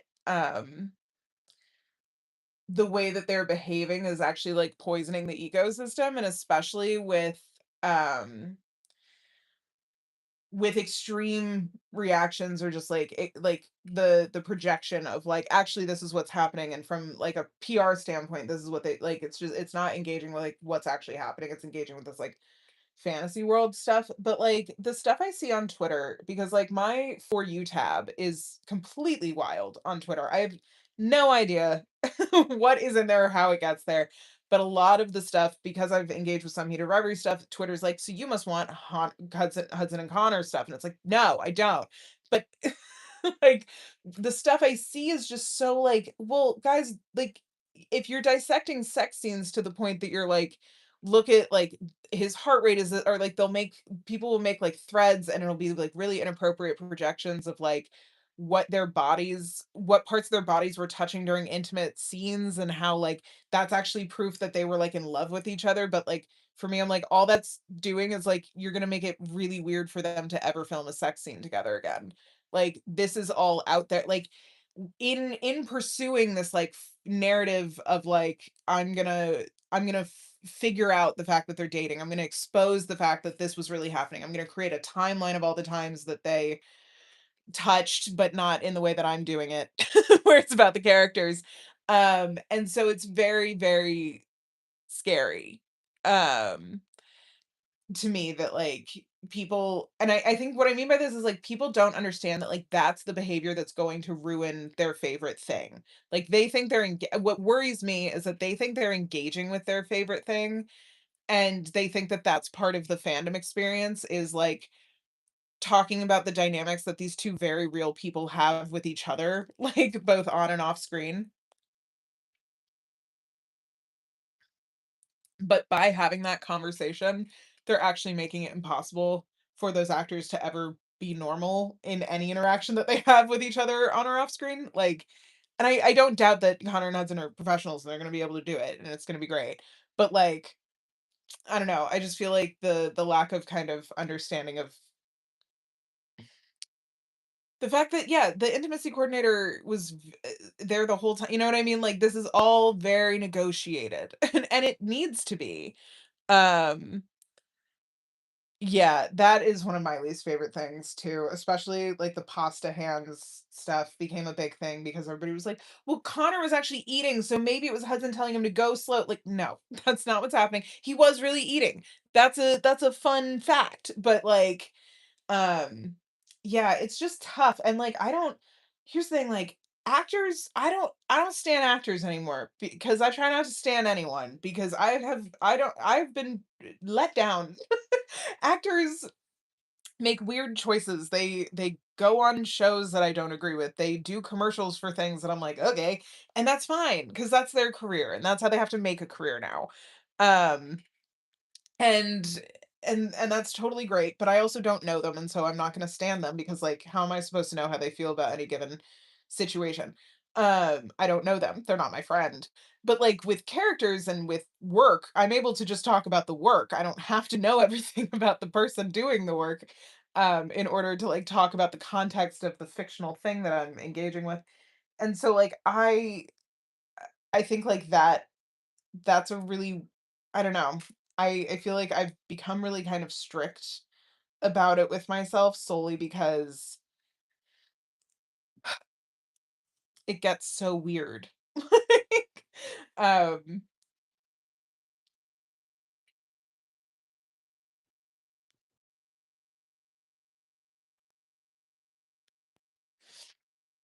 and yeah, like it's a politeness thing, it's an engagement thing, it's great because then also like David Hanzillia the Parmesan, he's like welcoming him into the fold.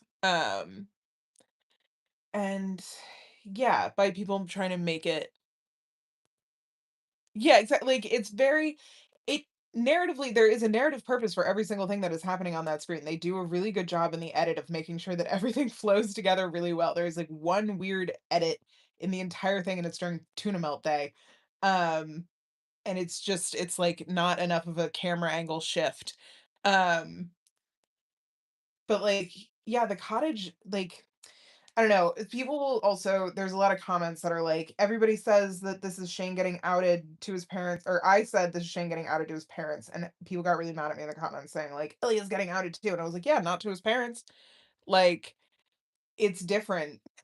it it's not that Ilya's not being outed. It's not that Ilya doesn't deserve to have that considered, but also like Ilya's not nearly as concerned about these people's reactions to his sexuality. He's concerned about their reactions to him and Shane.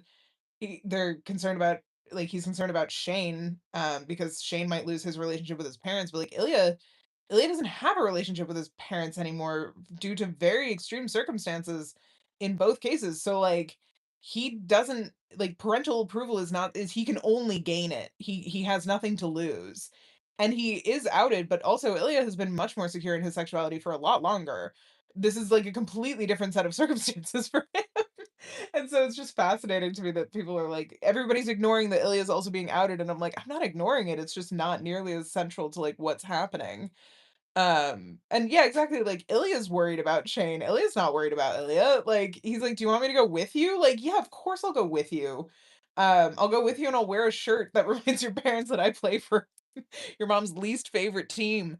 Um, yeah, he's all about Shane in that moment, and he's very, like and the thing is, like, I think a lot of people are even people who know that their parents are, like, tolerant and supportive or even have gay friends or, like, my friend in high school came out to his mom who, like, has a gay brother who she loves very much, and she had a weird reaction, and we were all kinda like, "It's the ones you least expect." Like, fuck, and he wasn't prepared for that because he just assumed it was gonna be a positive reaction.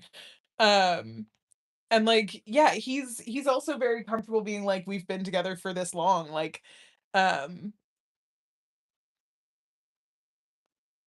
yeah, like Ilya's dad didn't just see him kissing a guy. Shane's dad just saw them kissing. Like, it is a little bit different, and that's okay. It's it is okay because again, this is Shane's worst nightmare, and we're seeing it, and like, this is just a long time reaction. That is I'm sorry that happened. That is weird reaction. My dad also had a weird reaction, which was funny because all of his daughters are bi, at least. All of my dad my dad married a woman who also had 2 daughters, and both of her daughters are also gay.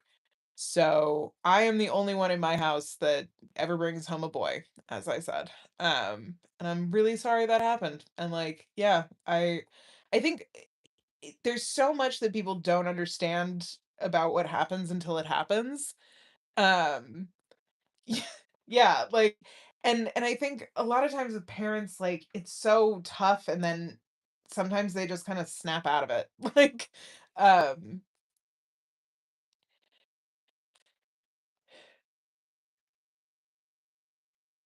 yeah, the show does a really good job with all of these narratives, and it's a good show for so many reasons, but, um, I think I'm excited to do the hands essay. I kinda wanna do the want essay. Like, um I wanna sum them all up because I think that'll be a fun one to do. There's a lot of wanting. And again, one that when I post, people are like, they also say I wish, and I'm like, I know. Believe me. We're doing just once. If I had to do every time they implied they wanted something, it would be every scene because in every single scene they want something, mostly each other.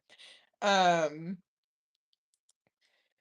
I don't know if anyone's ever seen A Knight's Tale because it's not a great movie, but it's one of my favorite movies. And A Knight's Tale has like a through line of them saying, "And you've been found wanting." And that is the only thing that comes to mind whenever I say want. Um Knight's Tale is like it's so good.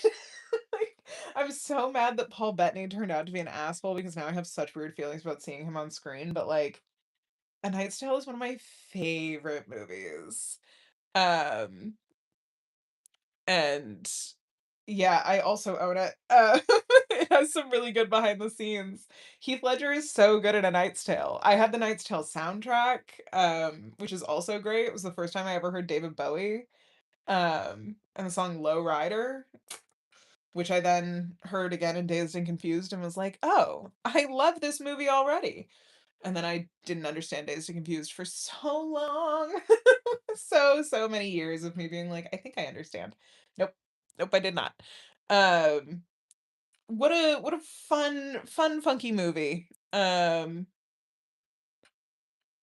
Yeah, exactly. The Stomp Stomp Clap for We Will Rock You and the fact that they have the, like, long horns doing a guitar solo. Yeah, like, I have friends who work in theater in New York, like, way back in the day in 2012, my roommate was working on a play that Aaron Carter was in, so I had Aaron Carter's phone number for a little while, and that was fun. Um, that's so good to know. Um, and yeah, like, a lot of actors, they're part of their job is being likable, so, like, it's one of those, like, um it's one of those things where, like, yeah, they're not all going to be likable. I think some of them get away with it a lot better than others, but, like, for the most part, that is part of their job is to come off as, like, charismatic and wonderful and easy to root for, um, and so I'm not surprised that a lot of them do that even if they're not like that, and we must remember that wanting to be famous is already an indicator that something's up. That's not always part of people's plan and trajectory is the desire to be famous. Um, yeah, exactly. Charisma is a neutral skill. It can be good charisma, it can be charisma positive, it can be charisma negative. And like that's fine too. I think you like ego is such an interesting thing you have to balance as an artist. The desire to want to be seen. I mean, like, I can't say shit about shit. Like, I make videos with my face in them every day. Um, that's so great.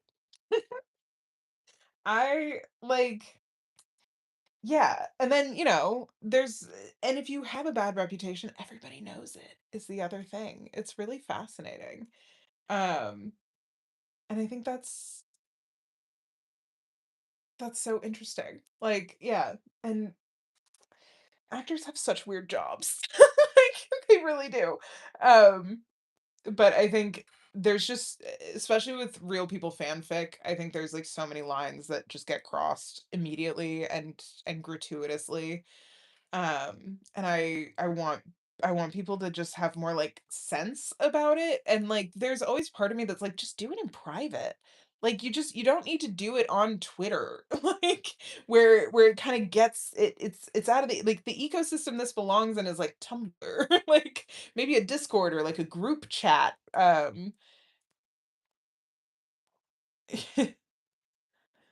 Yeah, that was funny, especially because one of the people who was, like, responsible for getting everybody to tell their stories was Kevin Porter from Gilmore Guys. Um, and yeah, it's that thing of, like, people need attention. People need attention. And particularly social media attention is something people really crave. They wanna get a lot of likes on things. And so when that's mixed with fandom, I think that that creates, like, a very strange, set of circumstances. And, um with Twitter, like, the more inflammatory thing you can say, the more salacious you can be, the easier it is to get those likes and get that attention. And if that's what you're looking for, you're winning, you know? Like, and people treat fandom now I think this is where, like, the normie fandom stuff really takes off for me is, like, people now treat fandom like you're supposed to be in the quote unquote, like, best one or the biggest one, or you're supposed to be like a big account, quote unquote. And it's like, what? And I think that this happens on TikTok, this happen like, there's a lot of people who are in silent competition with each other, and so it's less about, like, sharing this thing that we all love and being like, "What do you love about it? This is what I love about it."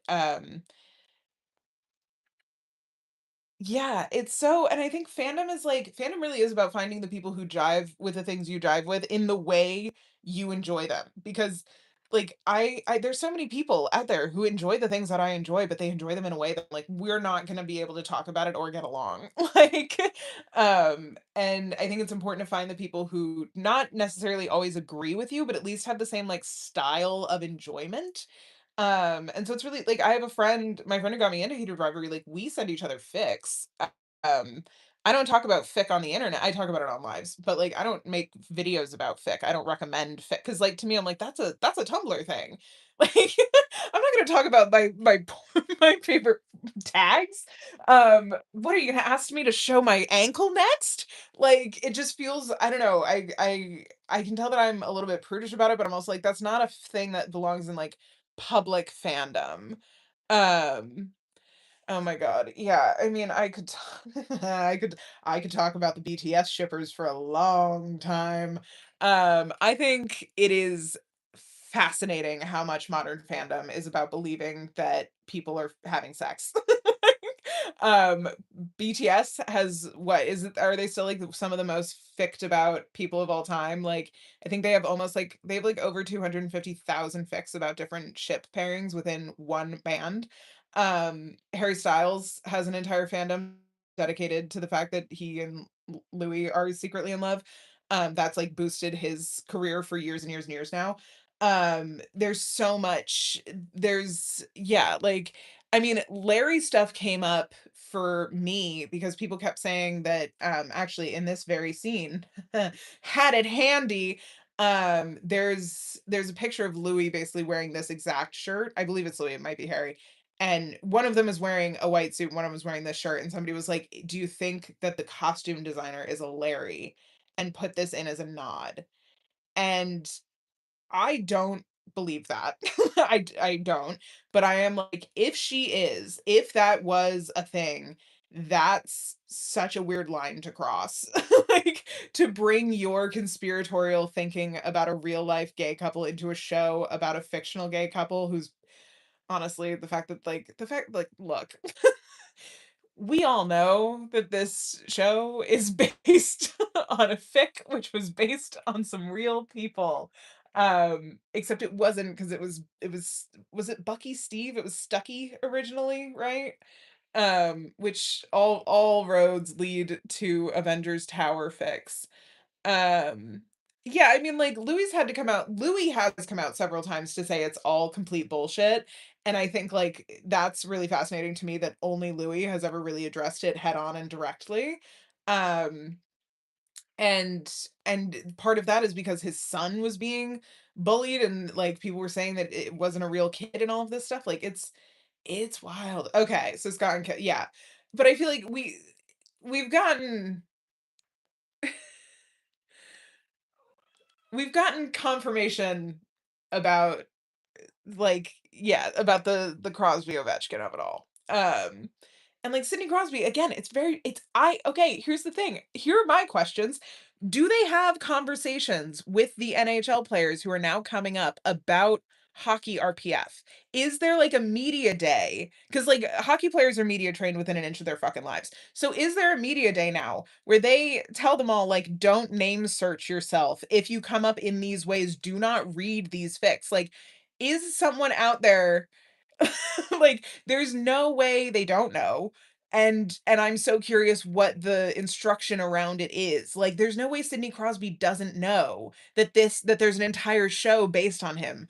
Two-time Emmy winner Sidney Crosby has to be aware like, at the Olympic Village, Team Canada, like, named a moose Shane, and I was like, "What a weird existence for Sidney fucking Crosby." Like, and he has to know, but he also has to know that there's, like, thousands of fics written about him fucking his teammates. Like, what Right. like, what is that? What is that? How do you really compute that as a person? Like, because I know that some internet celebrities have discussed it, like, the Try Guys have made videos about it, and, like, um, who else? Like, Danny Gonzalez and, like, Drew Gooden and stuff, like, they have directly addressed how weird it is to have fanfic written about you, but, like, when like, who's talking to Macklin Celebrini about what goes on online around him? You know what I mean? Like, who are they aware? What how not even how aware are they, but, like, who what are the conversations that have to happen around this? Because it's so prevalent now. Like, hockey RPF used to be, like, a small hidden thing, I feel like, and now every day people are like, "Yeah, look at here's another clip of Sidney Crosby, like, leaning into G," and I'm like, "Jesus Christ." Like, it's so fascinating. Like, I have so many questions, I don't have any answers, but I think it's such a weird part of, like, a celebrity ecosystem now, is to deal with the fact that people are going to write stories about you hooking up with your teammates. Like, yeah, I mean, so many sports have this, but, like, yeah, I mean, that's what's really strange about that one in particular is, like, you can tell that people are being very weird about teenagers. Um, and it is that thing of, like, I think men should be able to have affectionate friendships without people shipping them. Like, that's also very like, important. That's, like, a huge part of reducing toxic masculinity is having positive examples of, like, affectionate masculinity. And I do think hockey is one of those things where, like, part of the reason I think it is so homophobic is because there is so much casual intimacy between men, within, like, the sport of hockey and also the way they, like, hug and celebrate. Um and I think that it's just what I'm interested in is, like, the media ecosystem around them and who talks to them about it and what the conversations are. Like, not even in hockey, because that's kind of thing, because 'cause they're all, like, professional athletes. They've got a lot of other shit going on. They're not trying to, like, Macklin Celebrini is not going to, like, use this popularity to sell more jerseys, whereas Harry Styles use the Larry fandom to sell more albums, you know what I mean? Um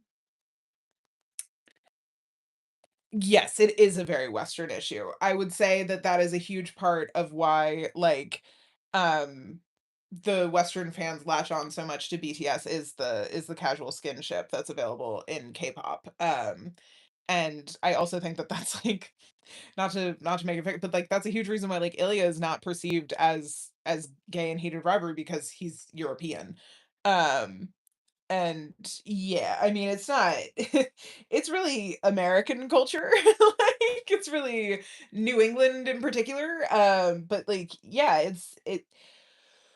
what's interesting to me is the leveraging of the conspiratorial fan base in order to sell more products and grow the fan base more. So, like, they never comment on it. You know what I mean? Like, no one ever comes out and says, "This isn't real," except Louis. And, like, I think V one time said something to someone kind of about shipping him with Jungkook, like, but, like, there's literally hundreds of thousands of fics about that. Like, what do you do with that?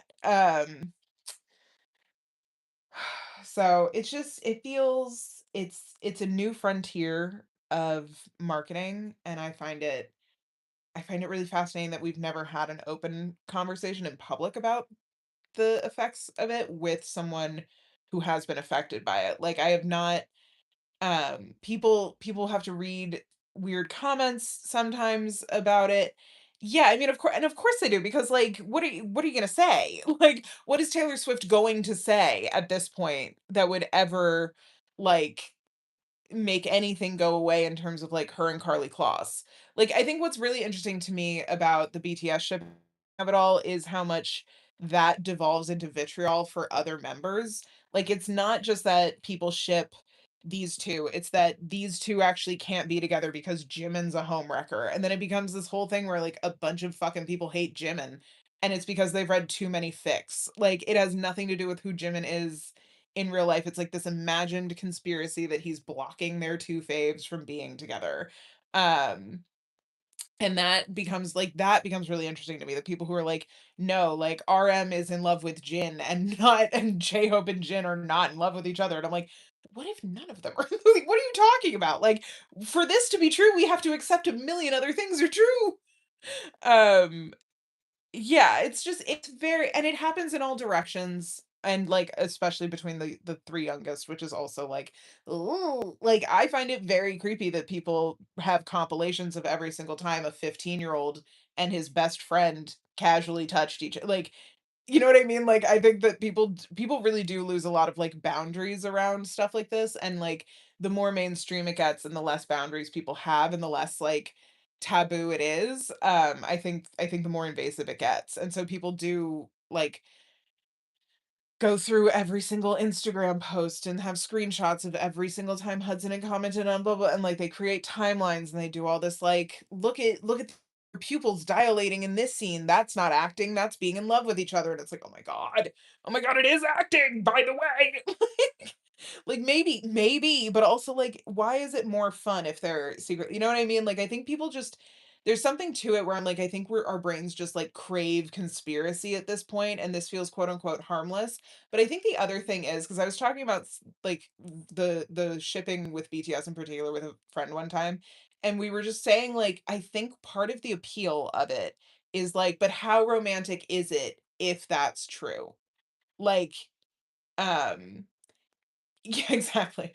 Like, if these 2 really are in love, isn't it so romantic that they've been in love for this long, that they've been able to travel the world to get that, like, whatever. And so it becomes, like, this huge thing. Um, yeah, exactly. Like, it's people are they cling to any small thing, and it's all confirmation bias anyway. But yeah.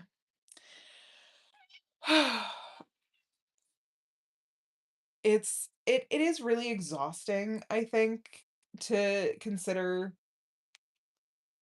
like, just how mad people are at each other over, like, truly nothing around this stuff.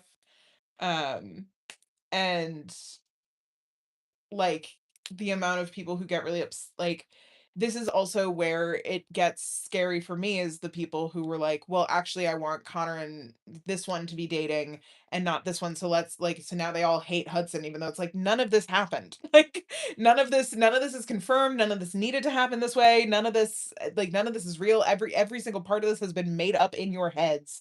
And yes, maybe it's real, maybe it's not, but there's no confirmation, so why are we treating it like it is? And then on top of that, it became like a pitted against each other fandom really quickly over who they thought Connor was dating. Are you fucking kidding me? Like, ugh. Yeah, exactly. It's like they made up a story in their heads, they got mad at it, and then it's still the consequences are still happening.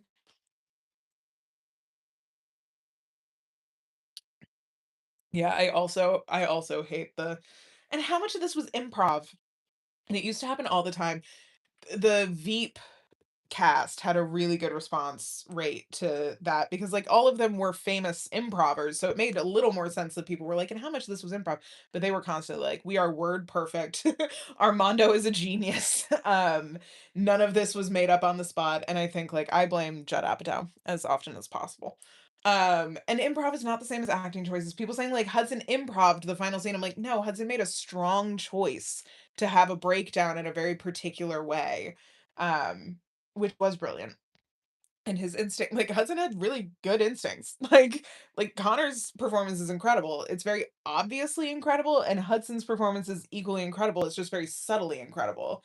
And a huge part of that is all the choices he made, including like the hospital and the final breakdown and just how much like tension Shane is like radiating in his body at all times.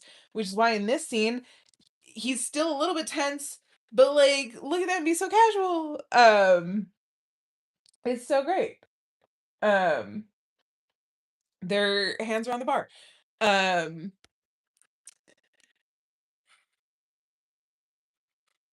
and I think like they're both really, really brilliant actors. Like, and that's what made this show so fun.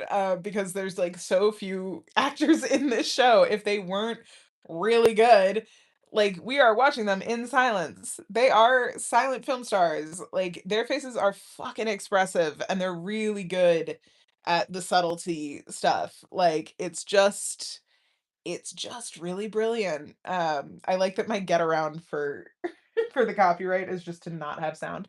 And like I talked about this in the essay, but I love the car stuff because I love that we're in the back of the car because it feels like we're in the car with them.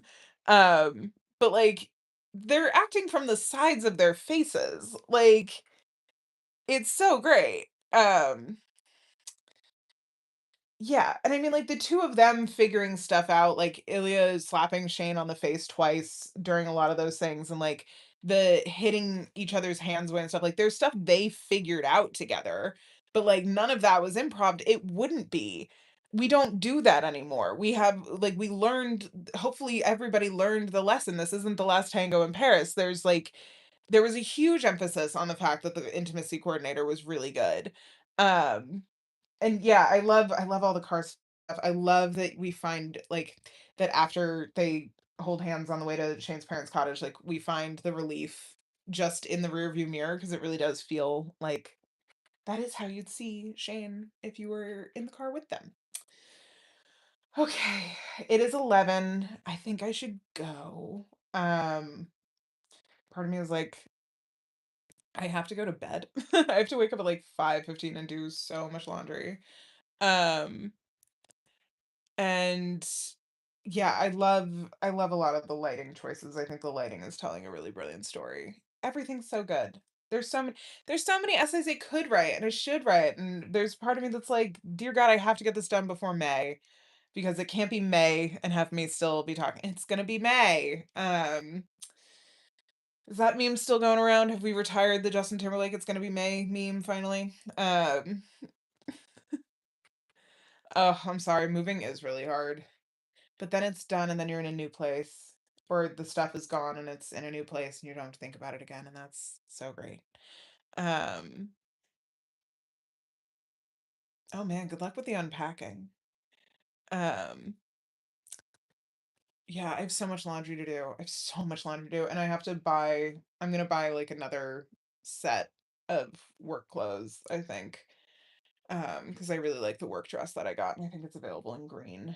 And part of me is like, I should get another one in black just because it's like a perfect length. I have so much laundry to do. I have so much laundry, including like the lining to the like shower curtain and stuff. Just like shit that I'm like, oh, for fuck's sake. Uh, so lots to do tomorrow, and then I have an appointment with someone to teach them Zoom stuff. Um, so hopefully that goes well. And uh yeah, I have so much to do tomorrow. So I'll definitely be doing some lives tomorrow. And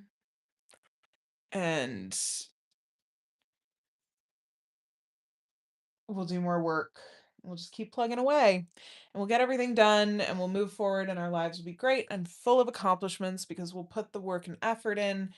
Go team. Okay, this has been so fun. Glad hope everyone is having like safe night, safe travels, a good day tomorrow if it's that kind of day. I really want to play Dragon Quest for like 5 hours. Oh man. If you're looking for all of my opinions on High School Musical, I did do a 3-hour podcast one time on my old podcast, Don't Forget Meg Ryan, called The High School Musical Episode, and it does go through all of our opinions about High School Musical. I stand by most of them, I'm sure. I told some fun gossip that I had gotten from my ex's best friend was on a show with Corbin Blue, called Flight 29 Down, and it was like Baby Lost, and it was filmed in Hawaii. And um, one day on set, there was a delay in filming because Corbin Blue and this other actress were hooking up in their trailer and nobody could find them. And then later my ex's best friend heard Corbin and the girl on the phone to their significant others who they were cheating on with each other, and he was like, "Scandal." But he was also, like, too cool to have watched High School Musical, so he was very like, "Yeah, I didn't know what that guy was famous from," and it's like, "Yes, you did, you were a child actor. Of course you knew High School Musical." Um, I'm sure he's a very nice guy, and just when he was a teenager, he cheated on his girlfriend when he was in Hawaii with a co-star. Um, I also agree I think here's the thing, I do think High School Musical 1 is kind of lightning in a bottle in this way that you can't really capture again, regardless of how High School Musical 2 is technically like a better movie and plot, but the songs aren't as good. Like, I feel like the problem I have with the High School Musical series is that the songs get too long. And 3, while having the best budget, has the absolute horrific plot and inclusion of the kids that they were trying to spin off for High School Musical 4, which were absolute flops. But like, I don't the diegesis of High School Musical 3 makes no sense. But also, what program makes a student graduate early in order to become go to college or like what in the world? Um, but I Want It All is so good and the tribute to Fosse is so good. Um the songs in 3 are very catchy, and, like and I will the thing I will give 3, hands down every single day, is High School Musical 3 has one of my favorite pas de deux dance sequences of all time. I think Can I Have This Dance on the Roof, where she is, like, on arabesque being spun around, and then he takes her off and, like, does this kind of, like, spinny whirlpool thing. It's brilliant. Um Yeah, I think the ending is very, like, fourth wall break, which is fine, but also, fun fact, High School Musical 3 is one of the I think it is the only movie that the 3rd movie in the series was the first one in theaters, because usually the first one would be in you know what I mean? Um, but yeah, I find High School Musical to be a very, very interesting thing. I think the dancing is really good, but even, like, the prom number, like, is odd, you know what I mean? It's really good, but it's odd. But Kenny Ortega is one of my favorite choreographers. I really love his shit, and Kenny Ortega is the king of very masculine choreography that is exactly what you want it to be, which is athletic. Um, the reason that, like, I Don't Dance is so good is because he did Newsies. Like, and it's the same shit. Um, he also directed some of my favorite Gilmore Girls episodes, including the dance marathon, but the other one he directed that's very important to me is Friday Night's All Right for Fighting. Um, and yeah, I think Kenny Ortega really understands, like, showgirl choreography. Um, and like Fabulous is so good and You Are the Music in Me is so fun. And like I don't know, I love that Sharpay is his favorite character. I think there's something about that. The first time I saw Bet on It, I was so floored that I went downstairs with my best friend and we watched it again because my brother and his friends were watching it downstairs on tape delay. Um, like, and so I was like, I have to watch this again immediately. And so we waited like 20 minutes and then I got to watch people watch Bet on It for the first time. Like 20 minutes after it had premiered, and that is truly, I was like, yeah, I had one radar and it was for camp. It was the same, like, I loved Clue as a child, like, I was obsessed with the movie Clue, couldn't have told you why. And then as I became an adult, I was like, "Oh, I love camp." Like, anything campy is has, like, such a great thing. Um yeah, I mean, I fall a little bit into the, like, Sharpay is actually the best part of, I think she's the best part of it, but I still think she's the villain in 2, but I think it's so interesting that they're like, "Oh, no, this girl's trying to this devious girl is trying to get this guy by giving him a scholarship." Like, it's kinda brilliant. Like, I'm sorry, like, yeah, get you a girl who will use her networking and connections to get you a full ride to a university. Hell yeah, good job. Like, that's how the world works, baby. But they also say the Evans have a lot of clout, and I think that's, like, one of the first times that clout was used in a movie. I have a lot of thoughts on High School Musical, clearly. I own all of them on DVD, so, they talk about some good behind the scenes. Um, I the thing I quote the most is not actually from High School Musical.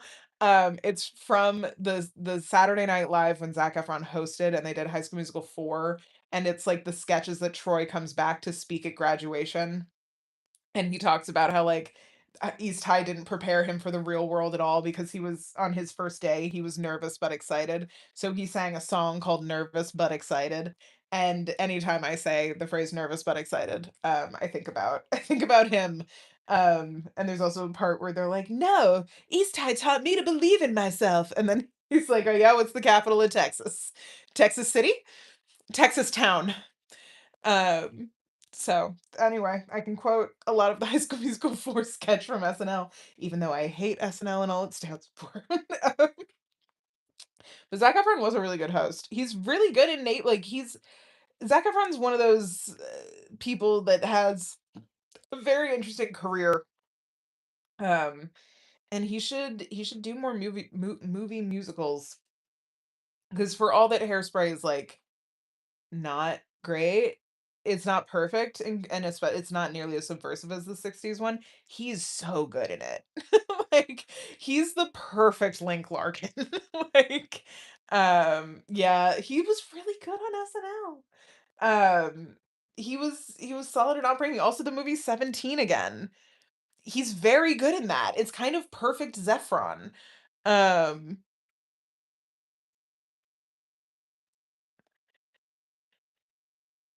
And yeah, I mean, High School Musical 3 is also so funny because the way they pretend Juilliard works.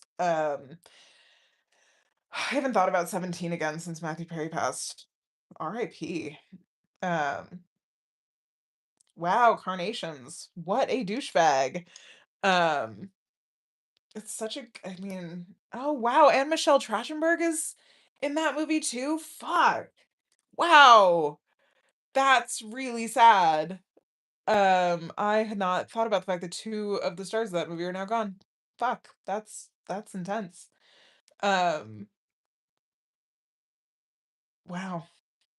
What a weird note to end on. I'm like, "Nope, gotta have something else." Like, can't end on that note. Dawn's gone. It's so I mean Buffy is one of those shows that I often, um, think about. Buffy was really formative to me, but I wasn't obsessed with Buffy the way that other people became, like, obsessed with Buffy, so I always feel like a little bit of an imposter talking about it, but there are so many shows that are, like, my favorite shows that I've actually just never really talked about. Like, I never talk about 30 Rock or, like, Arrested. I never talk about Veep that much. I never talk about Sex and the City. I don't talk about Girls. Like, what are other favorite shows of mine? I don't really I talked about The West Wing a little bit the other day, and I probably will talk more about The West Wing. I made so many videos about Gilmore Girls, but none of them are on YouTube, although I did go on a podcast yesterday to talk about Gilmore Girls, so there's, like, a 2-hour conversation coming. about Gilmore Girls with me. So that'll be fun. I'll be sure to like announce that when that comes out. No, you don't, Oprah, which is incredible. Such a good one. Um, I I like Doctor Who. My friend in high school was really into Doctor Who, like owned all of the old seasons on DVD. I liked when David Tennant was Doctor Who. I did not like when Matt what's his name became Doctor Who. I don't like Stephen Moffat as a showrunner. I find him derivative. And his Sherlock shit really pissed me off. Um I liked a lot of Joss Whedon stuff, and then obviously Joss Whedon's a dick, so oh my god, yay! Oh, you're really close. Is wait, shit. Buffy season 1, you're really close to my favorite episode in season 1. Um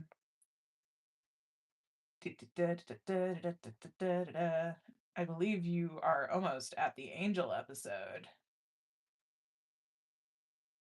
Nope, just kidding. That's episode 7. My favorite episode. You've watched it. It's the Angel episode. I love when she screams after his face transforms after their first kiss. Um God, season 1 is so all over the place. Um I hate Teacher's Pet so much. Um Season 2 is really good. Season 2 is one of my, like, season 2 theory shows, um, where, Buffy gets really, really, really good in season 2. Um, there's so many plots. There's also some of the worst episodes of television, I would say, in season 2. Uh, no offense to the show, to episode Bad Eggs, but I will never watch it again. But it's so good. Like, Buffy is so good. Oh, I'm so jealous you're watching it for the first time. Um, so, so, so good. Um, Buffy, like Buffy season 6 is an interesting one to talk about, I think, because there's so much